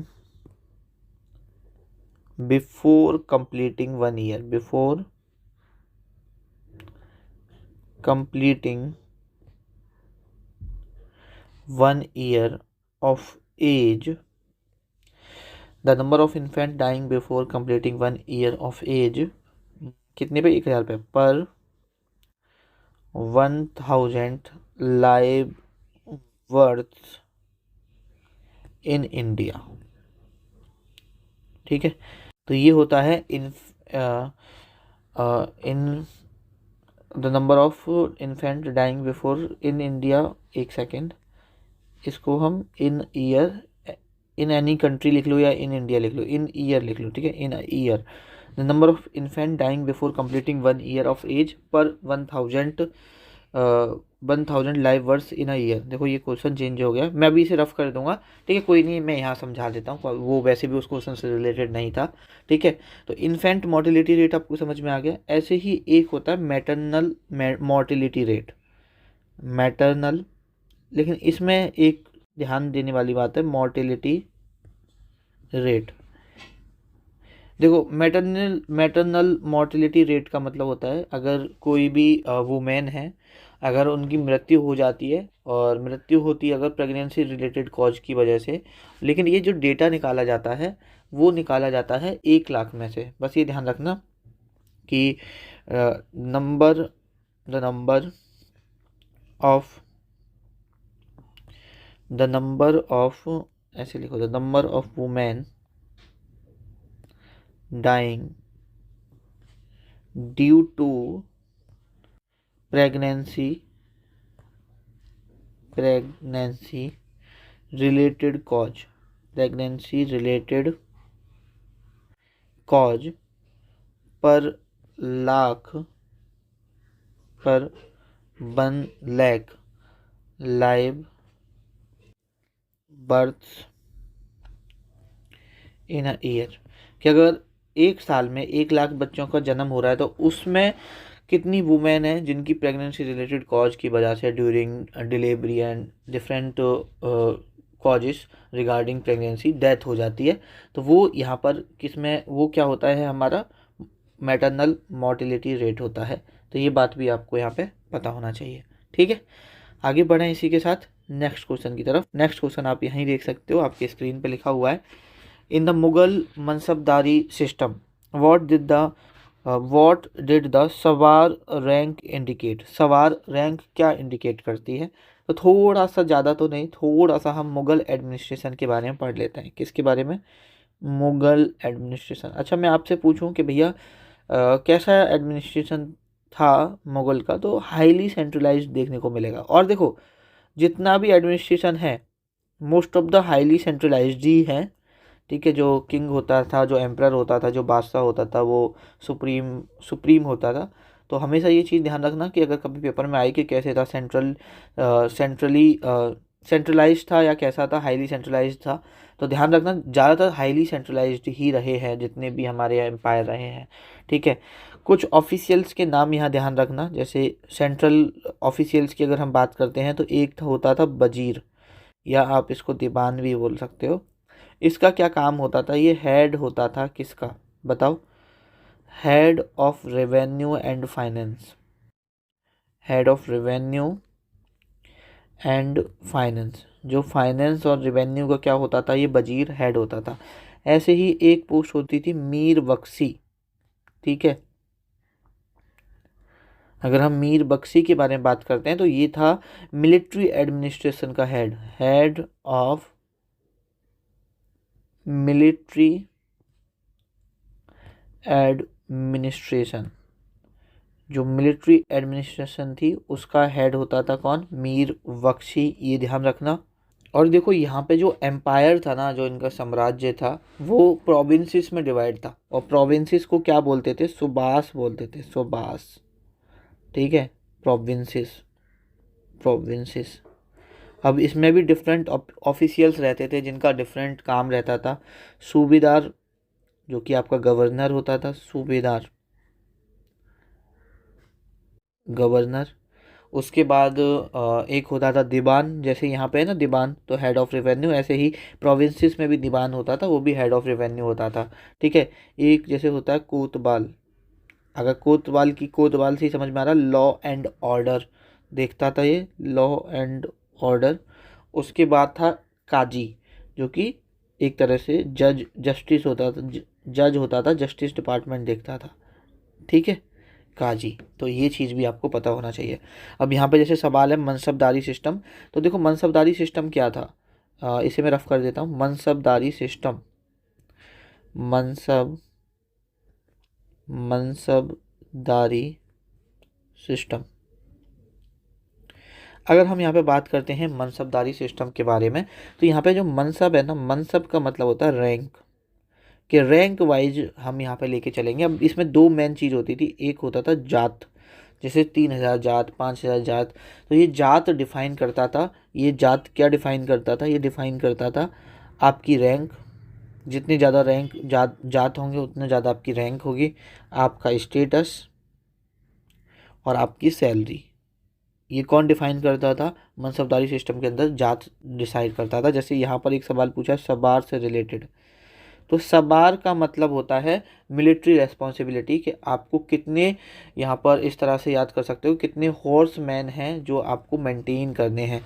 तो सवार क्या होता है? एक तरह से यहाँ पे क्या दे रखा है, determine the personal status and salary of a mansabdar. तो ये सवाब नहीं करता था, ये जात करता था। ठीक है, तो ये चीज़ ध्यान रखना।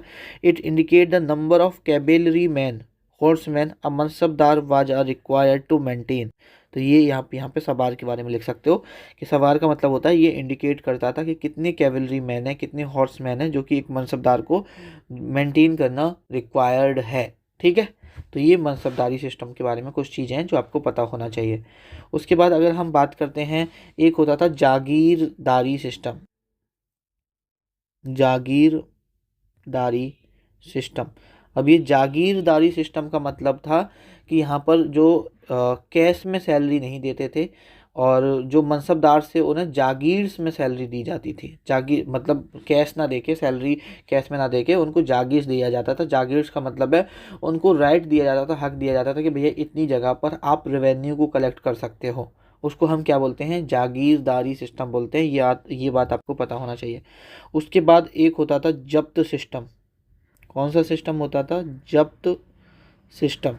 ठीक है, तो जब्त सिस्टम क्या होता था? ये अगर पता चल पूछे कि किसके टाइम पे ये इंट्रोड्यूस किया गया था, इंट्रोड्यूस्ड अंडर अकबर।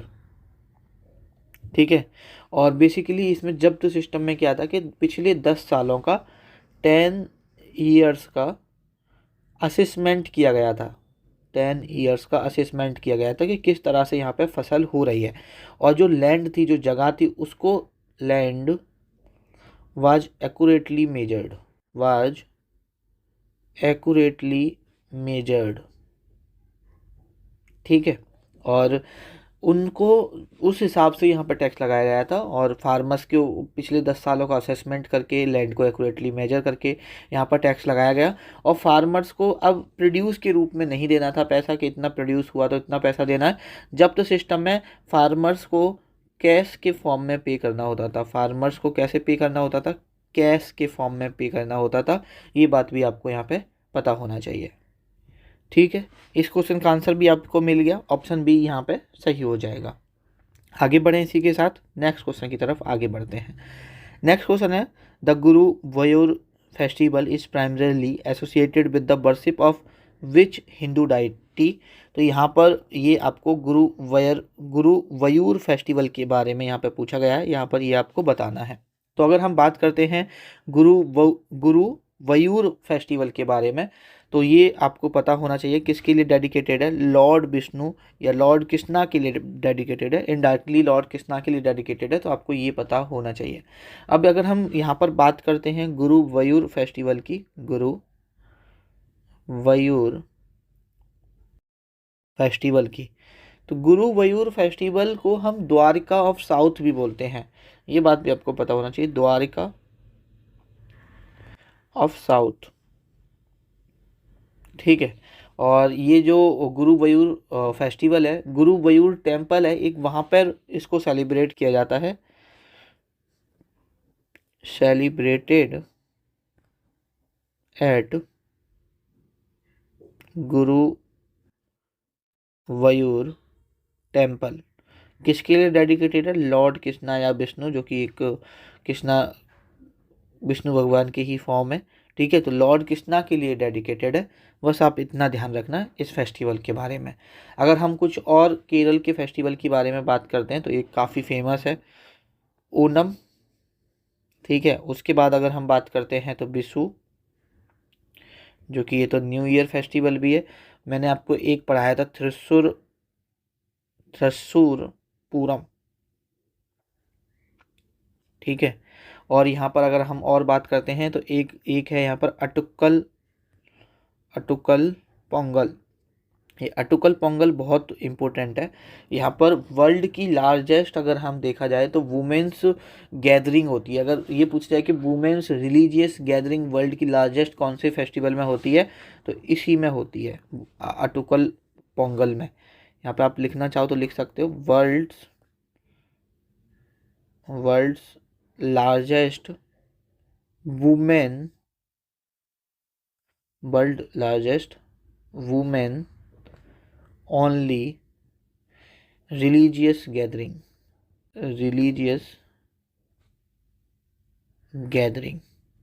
कहाँ पर होती है, ये अटुकल पोंगल फेस्टिवल में। वुमेन क्या करती हैं, एक एक डिश होती है, स्वीट डिश होती है पोंगल, उसको बनाती हैं, ठीक है। तो ये भी आपको पता होना चाहिए।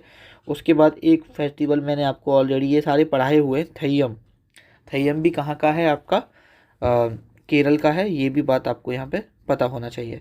अच्छा, ये जो डांस है, ये सॉरी ये फेस्टिवल है, ये बताया ना मैंने कहाँ का है, तो ये शायद नहीं बताया, ये केरल का है। कहाँ का है, ये केरल का है, ये स्टेट भी आपको पता होना चाहिए, ठीक है। थैयम, ये सभी डांस कहाँ के हैं, केरल के हैं, ठीक है। आगे बढ़ें इसी के साथ नेक्स्ट क्वेश्चन की तरफ। चलो आगे बढ़ते, उससे पहले आप मुझे एक क्वेश्चन बताओ कि जो अष्टाध्यायी है, ये अलग है, एक्स्ट्रा लिख लेना इसे, अष्टाध्यायी ये क्या है।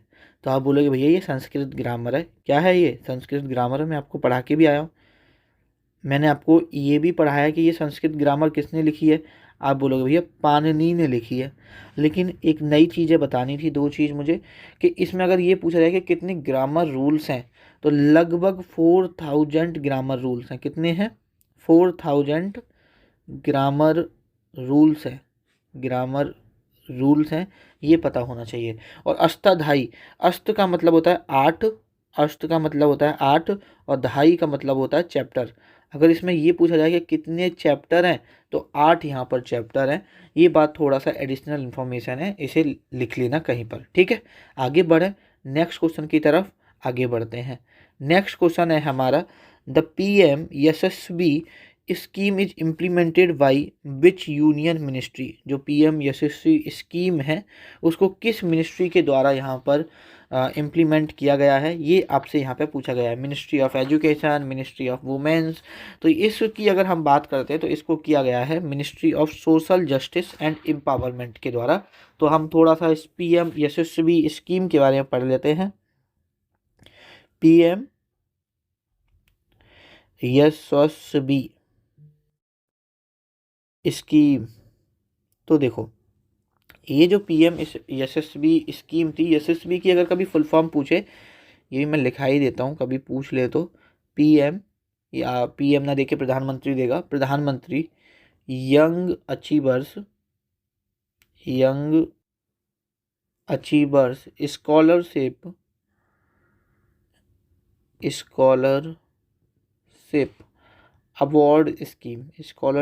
अवार्ड स्कीम फॉर वाइब्रेंट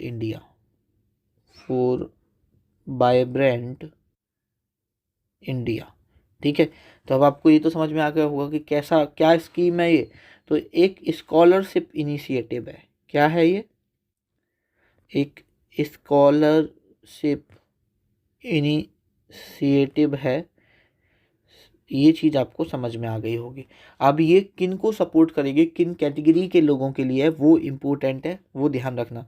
तो ये आपको पता होना चाहिए। सपोर्टिंग इकोनॉमिकली वीकर सेक्शन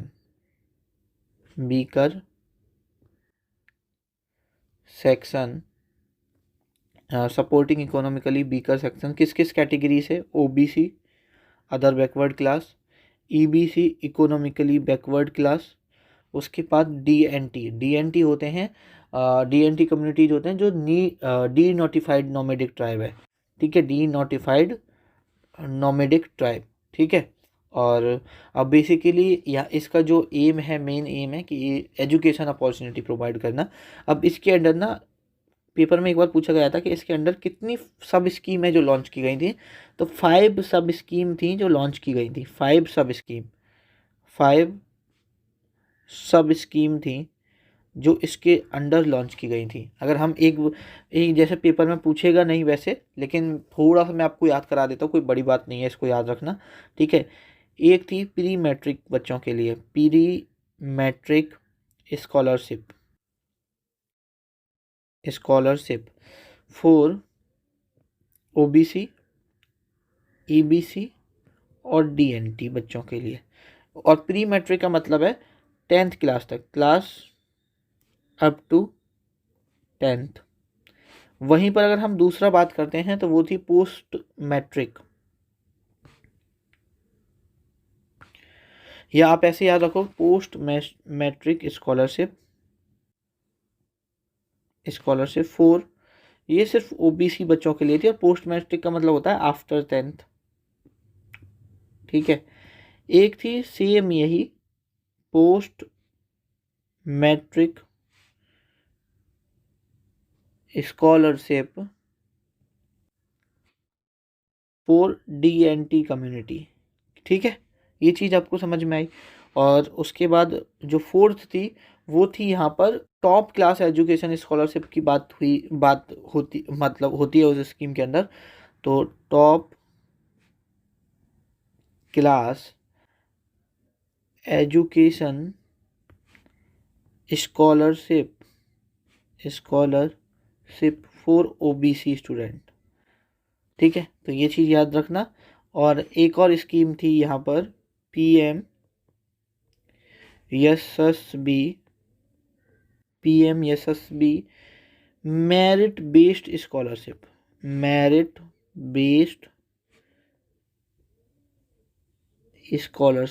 ठीक है, तो ये 5 सब स्कीम थी इस पीएम यशस्वी स्कीम के अंदर। तो ज़्यादा डेप्थ में जाएगा तो नाम पूछ लेगा, वो मैंने आपको करा ही दिए। कितने होते हैं वो आपको बता दिया। कौन सी मिनिस्ट्री के द्वारा ये लॉन्च की गई थी? तो ministry of social justice and empowerment के द्वारा इस स्कीम को लॉन्च किया गया था। ये भी बात आपको पता चल चुका है। ठीक है, आगे बढ़ते हैं नेक्स्ट क्वेश्चन की तरफ। अगर हम यहाँ पे नेक्स्ट क्वेश्चन की बात करते हैं तो नेक्स्ट क्वेश्चन है हमारा, यहाँ पर पेन चेंज कर लेते हैं। अकॉर्डिंग टू द भरत मुनीज नाट्य शास्त्र which of the following category of musical instrument include wind instrument. तो हम इसके बारे में पढ़ें, थोड़ा सा हम नाट्य शास्त्र के बारे में पढ़ लेते हैं। ठीक है, वैसे आप बहुत सारी चीज़ें हैं जो पढ़ के आ रहे होंगे। तो अगर नाट्य शास्त्र की बात करते हैं, नाट्य शास्त्र, ये बात आपको पता होना चाहिए कि इसको हम 5th वेद के नाम से भी जानते हैं। किस नाम से जानते हैं? 5th वेद से भी हम इसे जानते हैं। ठीक है, किसने लिखा था? तो नो डाउट भरत मुनि जी ने लिखा था इसको, भरत मुनि। ठीक है, और भरत मुनि को अगर हम देखें तो इनको as a father of theatre, Indian theatre भी कंसीडर करते हैं। ठीक है, फादर ऑफ इंडियन थिएटर। ये बात भी आपको थोड़ी सी पता होनी चाहिए। इसमें अगर कभी पूछेगा टोटल कितने चैप्टर हैं, टोटल चैप्टर अगर आपसे पूछ ले तो 36 है। और अगर आपसे वर्सेस पूछ ले, मतलब श्लोकाज पूछ ले कि टोटल श्लोक कितने हैं, तो ये लगभग 6000 के आसपास हैं। ठीक है, तो ये बात भी आपको पता होना चाहिए। अब इनके अगर हम कुछ कंपोनेंट के बारे में बात करते हैं, तो एक होता है कंसेप्ट ऑफ नाट्य, कंसेप्ट ऑफ नाट्य। अगर मैं यहाँ पे बात करता हूँ कंसेप्ट ऑफ नाट्य के बारे में, तो ये 3 चीज़ों का कॉम्बिनेशन होता है, नृत्य नृत्य नृत्य और नाट्य। ठीक है, तो जैसे इसका ही अंदर सब क्लासिफिकेशन होता है। एक होता है नृत्य। नृत्य का मतलब होता है डांस, प्योर डांस। ठीक है, और उसके बाद होता है एक नृत्य। अगर हम नृत्य की बात करते हैं तो ये होता है डांस विद एक्सप्रेशन। पूछ सकता है पेपर में, इसलिए हम इसे करा रहे हैं, डांस विद एक्सप्रेशन। उसके बाद एक होता है नाट्य। अगर हम नाट्य की बात करते हैं तो ड्रामेटिक स्टोरी टेलिंग को बोलते हैं, ड्रामेटिक स्टोरी टेलिंग को नाट्य बोला जाता है। ये चीज़ आप यहाँ पे ध्यान रखना। देखो, उसके बाद अगर आपसे पूछा जाए रास थ्योरी, रास थ्योरी टोटल कितनी है? ओरिजिनली 8 थी, बाद में एक ऐड किया गया, 9 हो गई। जैसे कि देखो, श्रृंगार का मतलब होता है लव को रिप्रेजेंट करता है, हास्य लाफ्टर को, और रुद्र एंगर को। मे भी वो पेपर में ना पूछे, ठीक है, या पूछ लेगा तो चलो एक बार मैं आपको करा देता हूँ। ठीक है, श्रृंगार लव, उसके बाद हास्य लाफ्टर, हास्य, हास्य से ही समझ में आ रहा, कोई याद रखना कोई इतनी बड़ी बात तो है नहीं, लाफ्टर। ठीक है, और एक होता है करुणा। करुणा को मतलब ही आपको आज समझ में आ रहा है, दया मतलब कंपैशन। करुणा क्या हो गया आपका? कंपैशन हो गया, दया हो गया। उसके बाद रुद्र, रुद्र रूप हो गया, मतलब रुद्र का मतलब क्या हो गया यहाँ पर? एंगर। ठीक है, उसके बाद वीर, वीर अब आपको पता है हीरोइज्म को रिप्रेजेंट करेगा। और अगर हम बात करते हैं भयानक, भयानक किस चीज़ को? मतलब फियर, डर। ठीक है, और सातवां था आपका विवित्सा, मतलब डिसगस्ट। विवित्सा का मतलब होता है डिसगस्ट। ठीक है, एक था अद्भुत, अद्भुत, अद्भुत का मतलब होता है वंडर। और एक जो बाद में ऐड किया गया था वो था शांत, शांत मतलब पीस। ठीक है, तो ये 8-9 बेसिकली रास थ्योरी हैं, ये आपको पता होनी चाहिए। ओरिजिनल 8 थी। इसको रफ कर देते हैं। और यहाँ पर देखो, जो म्यूजिकल इंस्ट्रूमेंट हैं उन्हें जो क्लासीफाई किया गया है वो 4 कैटेगरी में क्लासीफाई किया गया है। ठीक है, एक एक कैटेगरी है टाटा, मतलब जो स्ट्रिंग वाले इंस्ट्रूमेंट होते हैं। एक कैटेगरी है यहाँ पर टाट स्ट्रिंग वाले, और अवनद, अवनद ये होते हैं आपके परकशन, परकशन इंस्ट्रूमेंट। ठीक है, और एक होता है सुसीरा, ये थे आपके विंड इंस्ट्रूमेंट। उसके बाद घन, जो कि यहाँ पर आपके सॉलिड इंस्ट्रूमेंट है, सॉलिड इंस्ट्रूमेंट। तो यहाँ पर कौन से पूछे थे? Which of the following category of musical instrument include wind instrument? तो विंड तट, तट, तट नहीं है। ठीक है, ये होगा आपका सुसीरा, यहाँ पे सही हो जाएगा। इसे टाटा नहीं, तट पढ़ेंगे। ठीक है, तो इसका यहाँ पे ऑप्शन क्या हो जाएगा? सी आंसर यहाँ पे इसका सही हो जाएगा। इसी के साथ आज के हमारे 20 क्वेश्चन खत्म होते हैं। आई होप आपको लेक्चर अच्छा लगा होगा। लेक्चर कैसा लगा प्लीज़ कमेंट करके ज़रूर बताना, ठीक है। आपकी फीडबैक ही मोटिवेट करती है और लेक्चर पे काम करने का, दिन रात मेहनत करने का। Thank you so much lecture को यहाँ तक देखने के लिए। गेम चेंजर सीरीज़ के जितने भी लेक्चर हैं सभी जो हमारा अर्जुन बैच का PDF ग्रुप है उसमें मिल जाएगा, ठीक है। वो पेड PDF ग्रुप है जिसके लिए आपको 299 पे करना होगा। इस अगर आप ज्वाइन होना चाहते हैं तो आप 9259699564 ये जो वाला नंबर है इस पर व्हाट्सएप कर सकते हैं, ठीक है। हमारी टीम से आपको एक QR कोड भेजा जाएगा, उस पर आप पेमेंट कर देंगे, विदिन 24 आवर्स आपको ऐड कर दिया जाएगा।